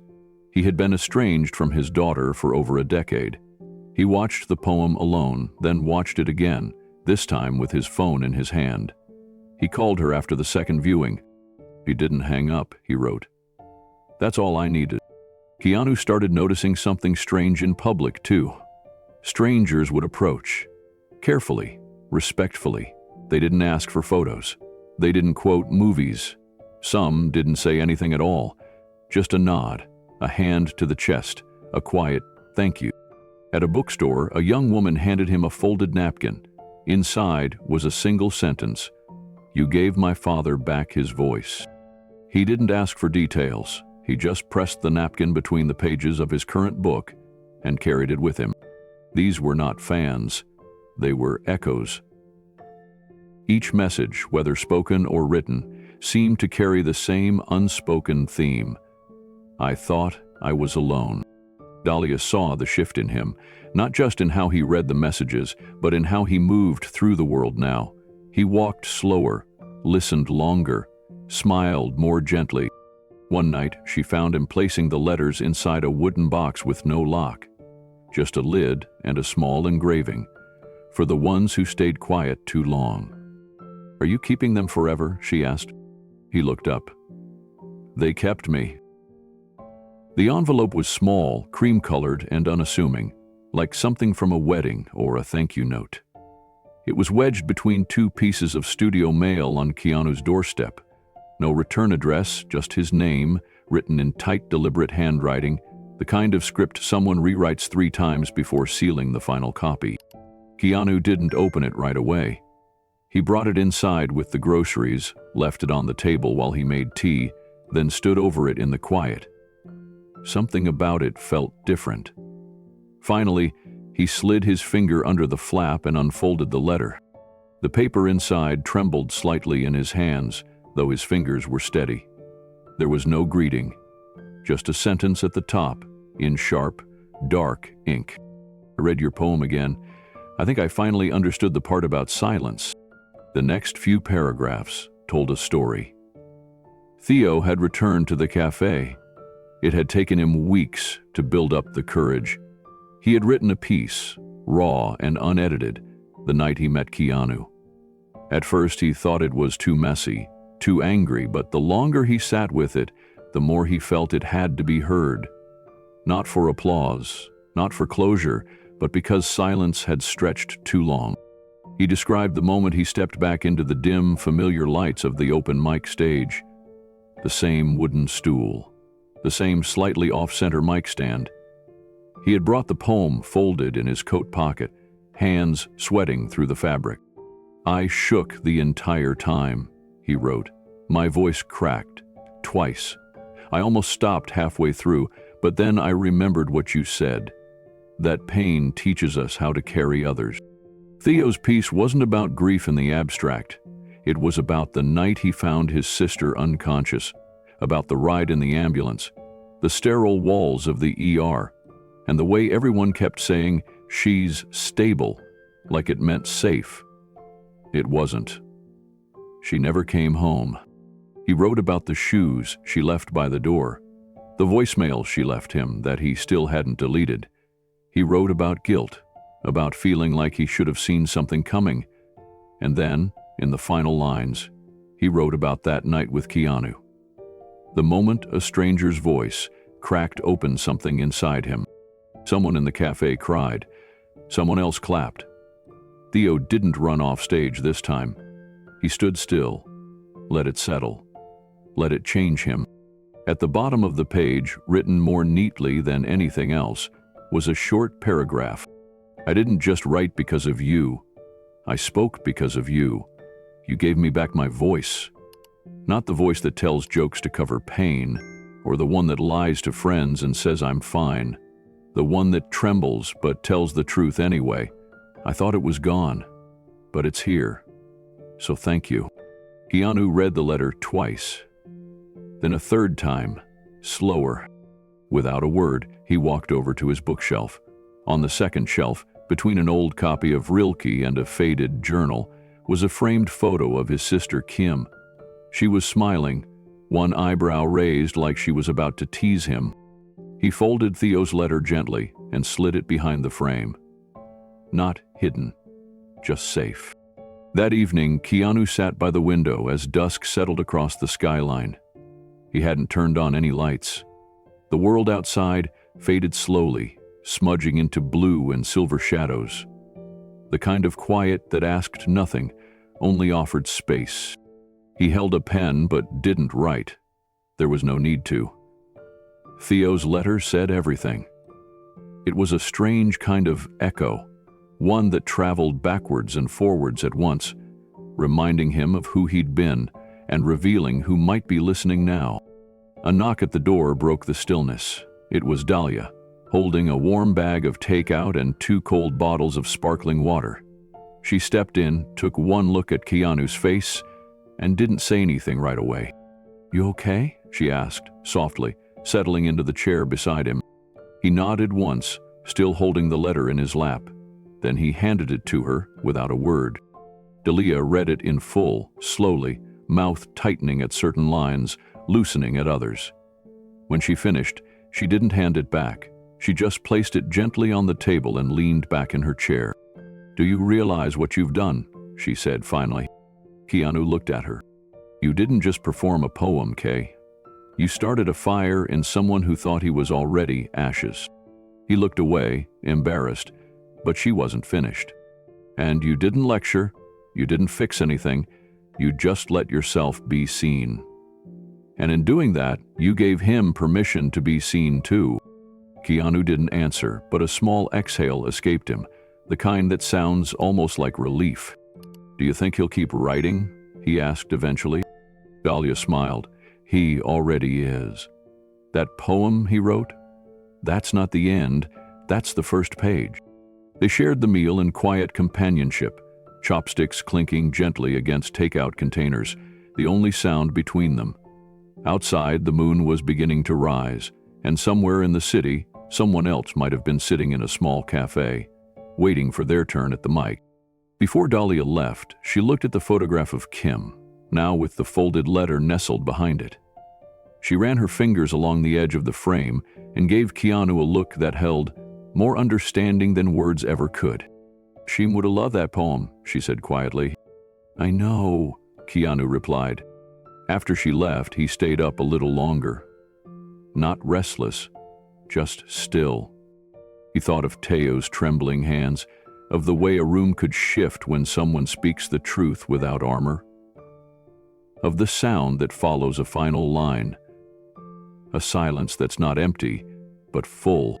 He wondered how many others were out there, clutching letters they never sent, poems they never read aloud. People who needed just one moment of bravery, to see that they weren't alone in the dark. Before going to bed, Keanu pulled a fresh sheet of paper from his desk.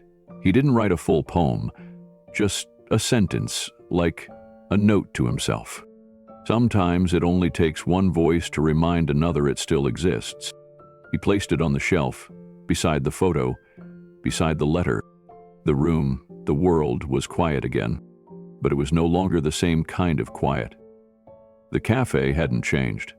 Same creaky wooden floorboards, same Edison bulbs casting soft halos over each table, same faint smell of cinnamon and espresso hanging in the air. But something in the energy had shifted since that unforgettable night. Keanu walked in quietly, hoodie pulled up once again, but this time he wasn't trying to hide. He didn't need to. The place didn't erupt with attention or whispers. Instead, it held him in quiet respect. Dalia nudged him playfully as they stepped inside. "You ready for round 2?" she whispered with a smile. He shook his head. "Not tonight." Milo trailed behind them, more relaxed than the last time. He had performed again 2 weeks earlier, and though he still trembled before stepping up, he no longer doubted whether he belonged. The crowd had changed too. There were fewer hecklers, more silence between sets, and a deeper appreciation for vulnerability. As they took their usual spot near the back, the open mic host spotted them. A broad grin lit up his face. Well, if it isn't our surprise poet. Any more soul punches tonight, Mr. Reeves?" The crowd chuckled softly, not mockingly, but warmly, like they were greeting a friend.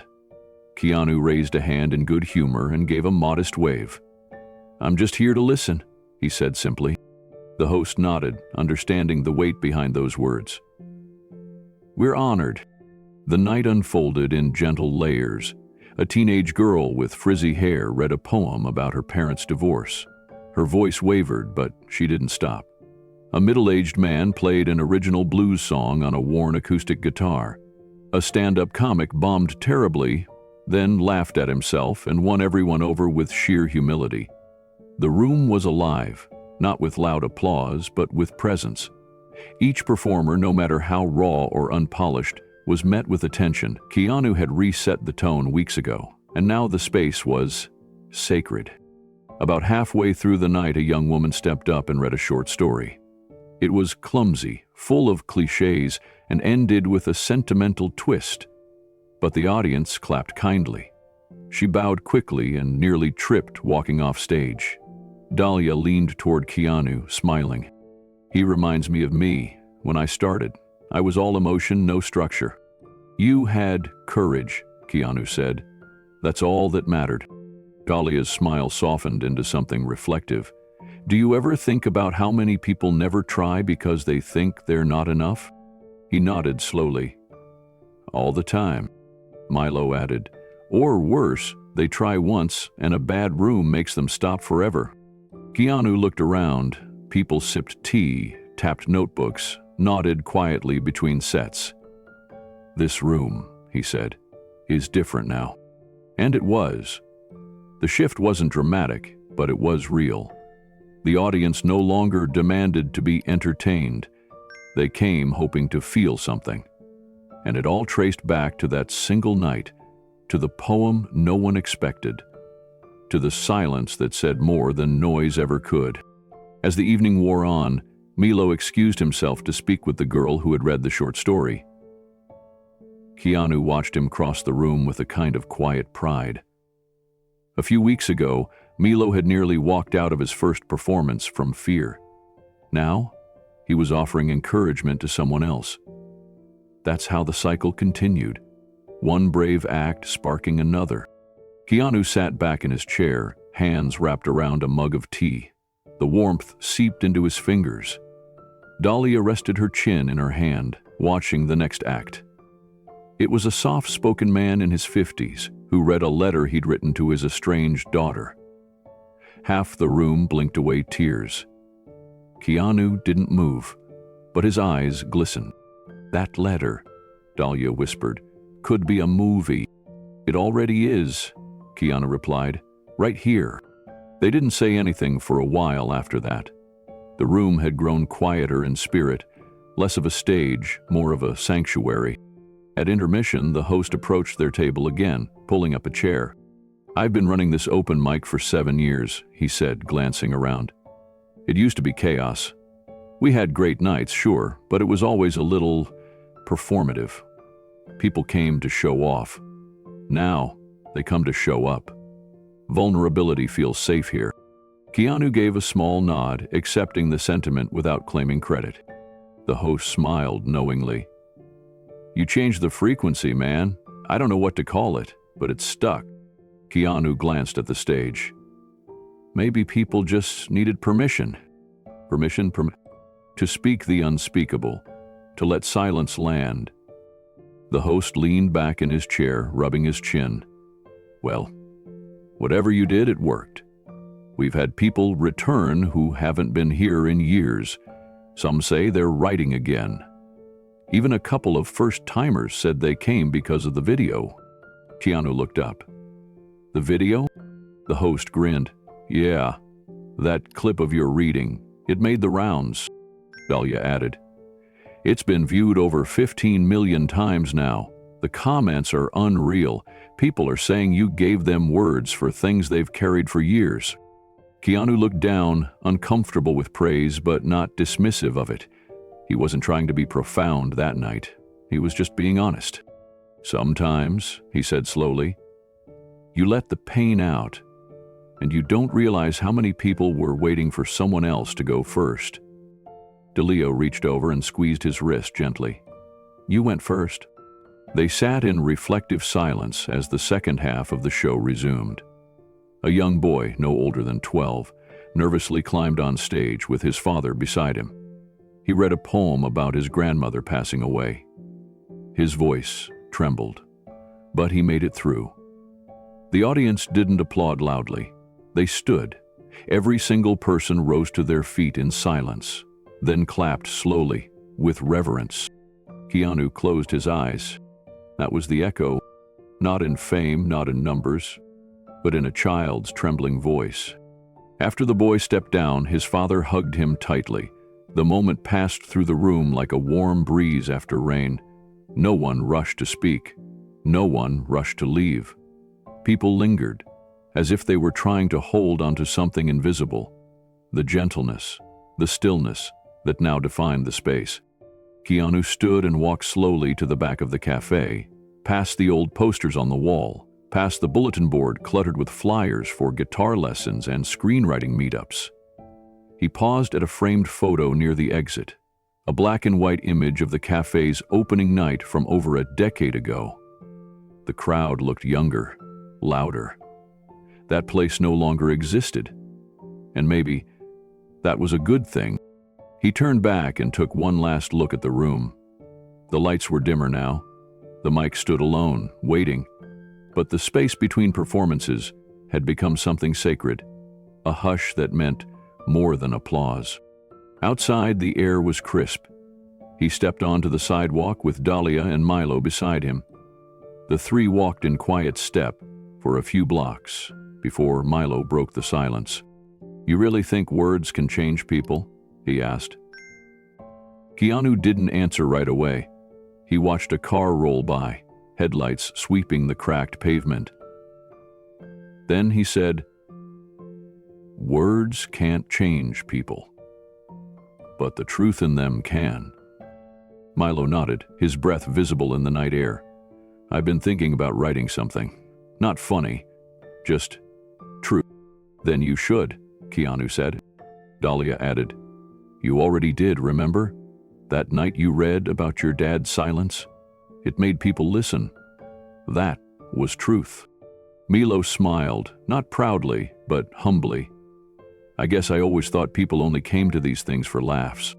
The boy come to feel, Keanu said. Laugh is one way, but it's not the only way.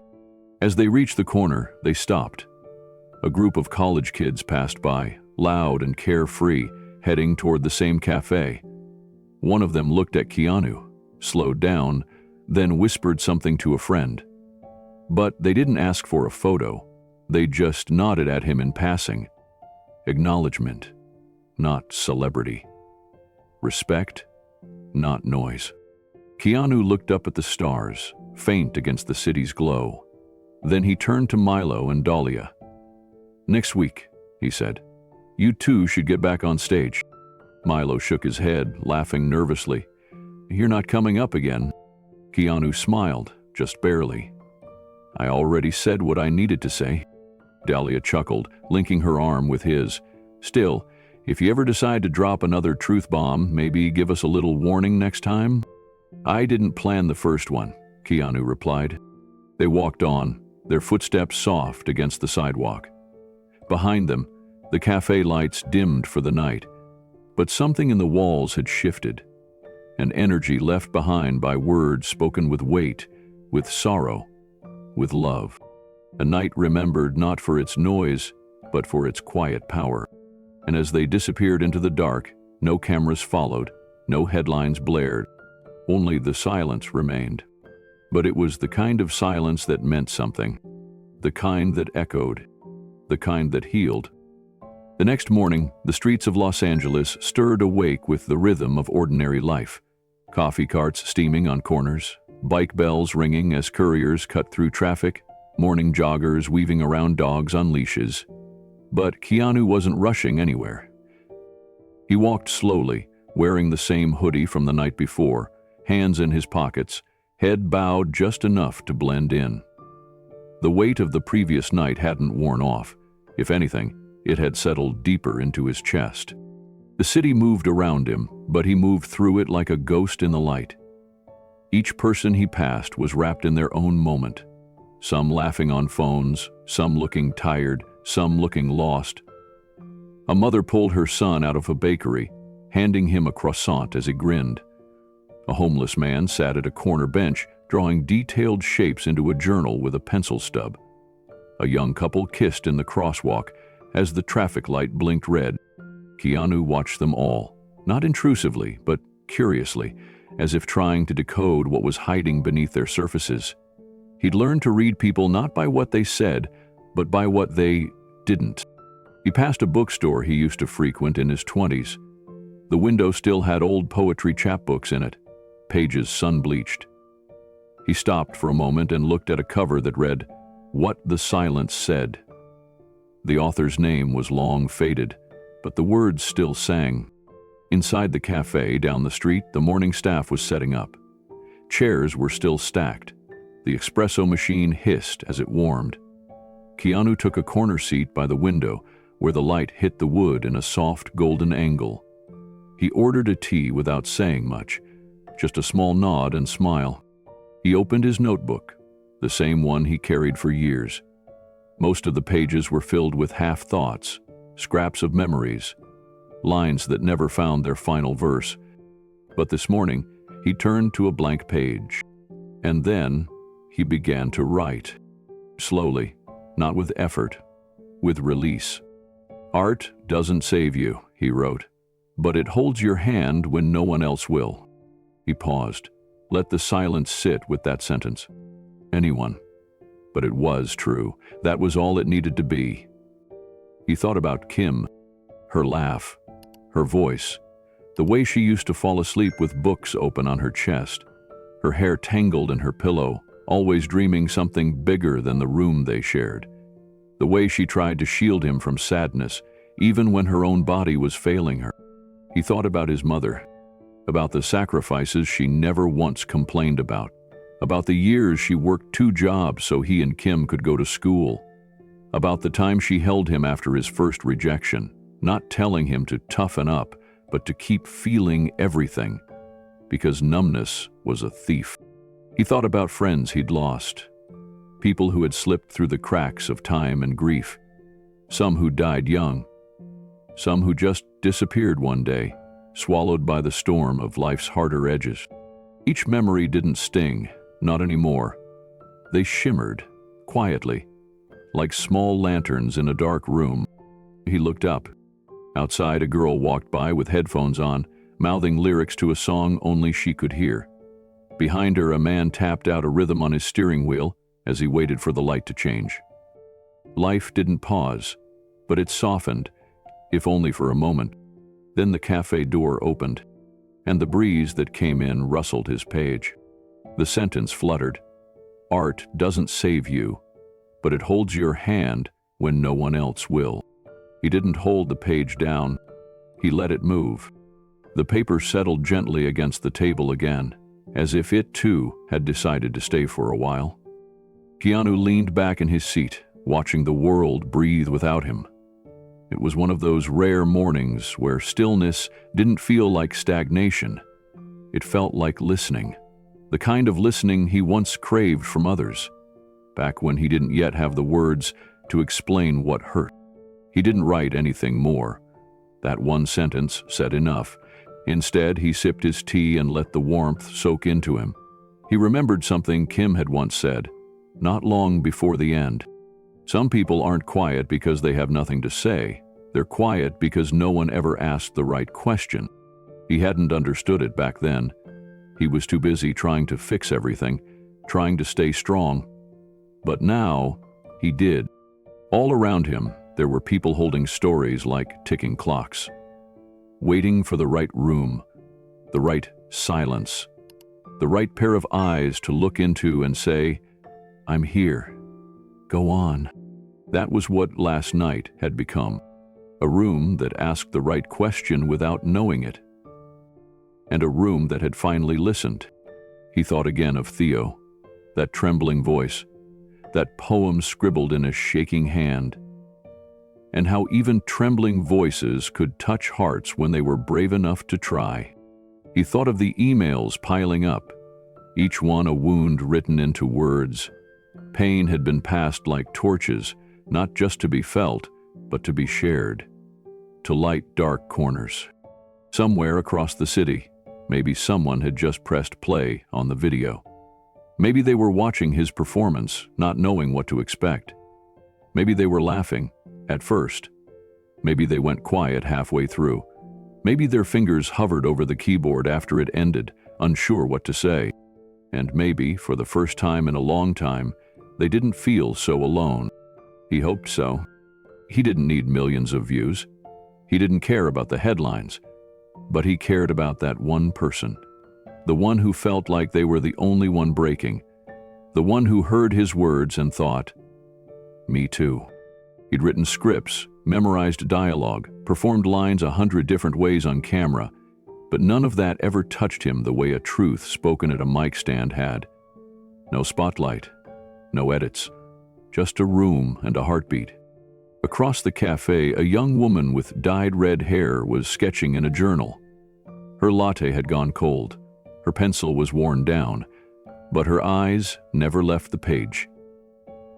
Keanu recognized the look. Someone caught in the process of building something real.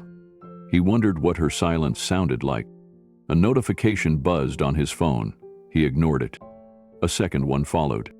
He turned the screen over, face down. Not every moment needs to be shared. Some moments are their own reward. Outside, the wind had picked up slightly. The sun shifted angles, catching the rim of his mug. People walked past the cafe window, some rushing, some wandering, some with headphones, some with tears they thought no one could see. He saw them because he'd been them, and in some ways, he still was. The chair across from him scraped lightly as Dalia sat down, holding 2 paper bags. She placed one in front of him without saying anything. "Still warm," she said finally. "Peach muffin."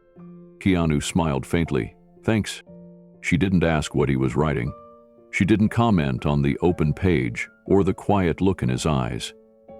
She just opened her own bag and took a bite, chewing slowly, giving him space to speak first if he wanted. After a long pause, Keanu said, "You ever wonder how many people we pass each day who are carrying something too heavy for words?" "All the time," she answered, brushing a crumb off her lap. "Most of the time, actually." He nodded, folding the notebook closed. "I think that's why we write. Or sing. Or speak into a mic. Not because we know what to say, but because we can't carry it alone anymore." She glanced out the window. "Or because we're hoping someone else needs to hear it too." They sat like that for a while. Just 2 people who had seen the inside of silence and come out the other side with a few more scars and a lot more softness. Keanu looked down at the folded notebook. The sentence inside still lingered in his mind like a whisper. "Art doesn't save you, but it holds your hand when no one else will." Maybe that's all it ever needed to do. He reached into his pocket and pulled out his phone, finally checking the notifications. More messages, more shares, more stories sent in by strangers. But one message stood out. It was from a name he didn't recognize, with a subject line that simply read, "Thank you for the pause." He opened it. It was short. "Last night, I was going to give up. I don't mean writing. I mean everything. Then I heard your voice, and it made me wait. Just wait. I'm still here, that's all. Just wanted you to know."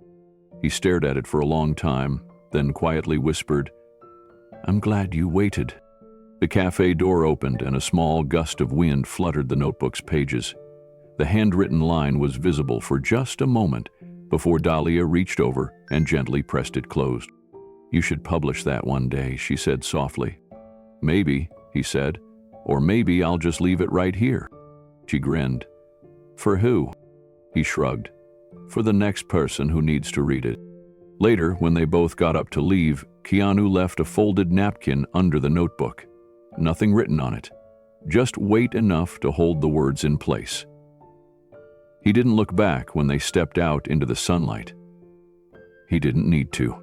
Someone would find it. Someone always did. And in the hush between the doors closing and the next voice that dared to rise, the silence would hold what needed to be held. Not saved, just held. And for some people, that would be enough. The first printed copies of the anthology arrived on a cloudy morning, unceremoniously stacked on a plastic cart beside the bookstore's register. The title, embossed in soft gray on matte black, read, "The Ones Who Stayed."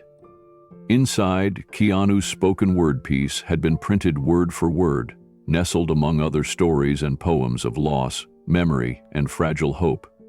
But his name was nowhere to be found. A tiny asterisk marked the bottom of the page where his poem ended, followed only by a sentence. "Proceeds go to grief support organizations." It was Dalia's idea to submit the piece. After much convincing, Keanu had agreed, but only if the proceeds went directly to grief support charities. Not a cent was to touch his name. Not a drop of recognition. The first book reading took place in the back of the same cafe where it all began. The open mic sign was up again, but something was different now. The voices that signed up weren't trying to be funny or clever.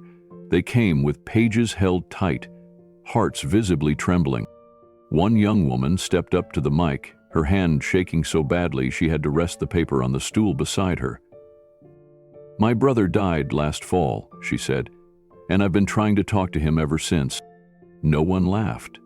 No one shifted. The room, once full of playful noise, settled into reverent quiet. She began to read a poem, not polished, not perfect, but devastating in its honesty. When she finished, she didn't look up. She just stepped away and returned to her seat, as if unsure whether she'd done the right thing. Then someone clapped, then another, and another. Keanu, seated near the back with his hood pulled low, kept his hands in his lap, but his eyes were wet. The movement had begun, not with a roar, but with a whisper. At each reading across the country, the same pattern unfolded. The mic no longer belonged to performers. It belonged to the grieving, the remembering, the healing. Veterans stood with letters they wrote but never sent. Mothers read lullabies they used to sing. Teenagers shared poems about best friends lost to accidents or addiction. Each voice, tentative at first, grew a little stronger under the weight of collective silence. The host of the second New York event, a librarian named Marla, described it best. "It's not a show, it's a space. The poem gave us permission to stop pretending." Copies of the anthology began appearing in hospital waiting rooms, on the desks of school counselors, even tucked into the back pockets of mourners at funerals. The collection wasn't just being read, it was being carried. And still, the author of the piece that started it all remained unknown to nearly everyone. At one bookstore event, someone asked, "Do we know who wrote that one poem, the goodbye one?" A volunteer shook her head. "No, but maybe that's the point. Maybe we're all meant to. In a quiet corner of a bookstore in Portland, a grief group gathered weekly with their copies of The Ones Who Stayed clutched like lifelines. They didn't just read the poems. They talked about them. They passed around tissues, held hands, nodded through the silences that sometimes said more than any sentence could. On one rainy Tuesday, a widower named James read aloud the piece about the hospital room, his voice trembling as he reached the final line. When he looked up, his eyes were red but clear. For the first time, he said softly, "I didn't feel alone in the goodbye." That night, someone suggested they each write their own poems and share them next week. Some hadn't written anything in decades. Others never had. But one by one, they returned, carrying not just words, but pieces of themselves, stitched together by courage. The anthology had transformed into something more than print. It had become a ritual, a container for emotion too often bottled, a stage for pain too long silenced. In cities from Atlanta to Seattle, grief counselors and therapists began to recommend the book not as a cure, but as a companion, something they could offer clients who struggled to articulate the magnitude of loss. A hospice nurse in Denver wrote a letter to the publishers, saying she read one of the poems aloud at the bedside of a man in his final hours. His daughter wept as she listened, and afterward whispered, "That's exactly what I needed to say." Back in Los Angeles, Keanu sat on his balcony one evening, the skyline warm with orange light. A box of letters rested at his feet, messages from strangers, moments of shared humanity sent in shaky handwriting and vulnerable emails. He opened one. It was from a teenager in Nebraska. "I used to think sadness made me weak," it read. "But when I read that poem, I realized it was just the part of me still loving something I lost." Keanu folded the letter carefully and placed it into a wooden box alongside the others. No ceremony, just reverence, the kind reserved for memories that still echo. At the next cafe reading, something unexpected happened. A man walked up to the microphone, unfolded a sheet of paper, and paused. "I'm not a poet," he said, "but I lost my wife last year, and I've been carrying her memory like a weight I couldn't name. Then I read this." He held up The Ones Who Stayed, flipped to the page, and began to read Keanu's poem word for word. No one interrupted, no one glanced at their phones. By the time he finished, half the room was quietly crying. He set the book down, nodded once, and left. Keanu remained in the back. He didn't speak. He didn't correct the assumption that the poem had no author in the room. That wasn't the point. The point was that the words had become bigger than him. They belonged to the people now, to those who had stayed, to those still learning how to say goodbye, and most of all, to those still learning how to speak. Months later, the anthology made its quiet debut at an independent book festival in Northern California. It didn't have a flashy display or celebrity endorsements, just a modest table, a handwritten sign, and a few volunteer readers. And yet, the line to that table never seemed to shorten. People came for the poetry, but they stayed for the connection. They brought their own stories, scribbled in notebooks or etched into their memories. One woman carried a framed photo of her brother. Another man wore a pin that read, "I remember her laugh." The microphone stayed open all day. One after another, people stepped forward. Some barely got 2 sentences out before emotion took over. Others poured out verses they had kept inside for years. The crowd didn't judge. They simply listened, nodding, crying, sometimes applauding softly. A child stepped up next, no more than 10 years old. She held a crumpled paper and read a short poem about her grandma's cookies, how they stopped coming after winter. When she finished, the room went still. Then a standing ovation broke the silence, not for eloquence, but for honesty, for daring to feel. Later that evening, Dalia found Keanu leaning against a wall outside the venue, sipping black coffee from a paper cup. "You realize what this has become?" she asked him gently. Keanu didn't answer at first. He just looked out at the gathering crowd, the makeshift community formed from grief and poetry and silence. Then he nodded once. "It's not mine anymore," he said. "It's theirs." Dalia smiled. "That's the best kind of art." A few feet away, a chalkboard hung with a single question written in bright letters. "Who do you write for?" People took turns answering it throughout the day. "For my dad. For the friend I couldn't save. For the version of me that survived." Someone had drawn a heart around Keanu's name and scrawled underneath, "For the man who reminded us that grief doesn't mean you're broken. It means you dared to love." Back home, the cafe had started hosting a monthly event called the Echo Mic. It wasn't limited to poetry. Some brought songs, others shared journal entries, letters, even silence. Chairs were set aside for those who wanted to come but couldn't speak yet. A plaque was added near the mic stand. It read, "In honor of the night a poem made the world stop laughing and start listening." And beneath that, "To the ones who stayed, to the ones who loved, to the ones still learning how to begin again." Keanu returned there often, always sitting in the same back corner. He never read again. He didn't need to. His words had already done their work. Now, it was time for others to find their voices. Sometimes he watched a nervous teenager walk up, shaking, clutching a piece of notebook paper. Other times it was an elderly woman with a trembling voice and decades of love behind her eyes. Every time, Keanu listened. And when the words came, broken or beautiful or brave, he didn't clap first. He just looked at them, nodded slowly, and let the silence carry what words could never fully hold. Sometimes the most powerful thing you can do is say something real in a room full of noise. Keanu sits in a quiet room, one window cracked open to let the breeze pass through. On the table in front of him is a single worn notebook.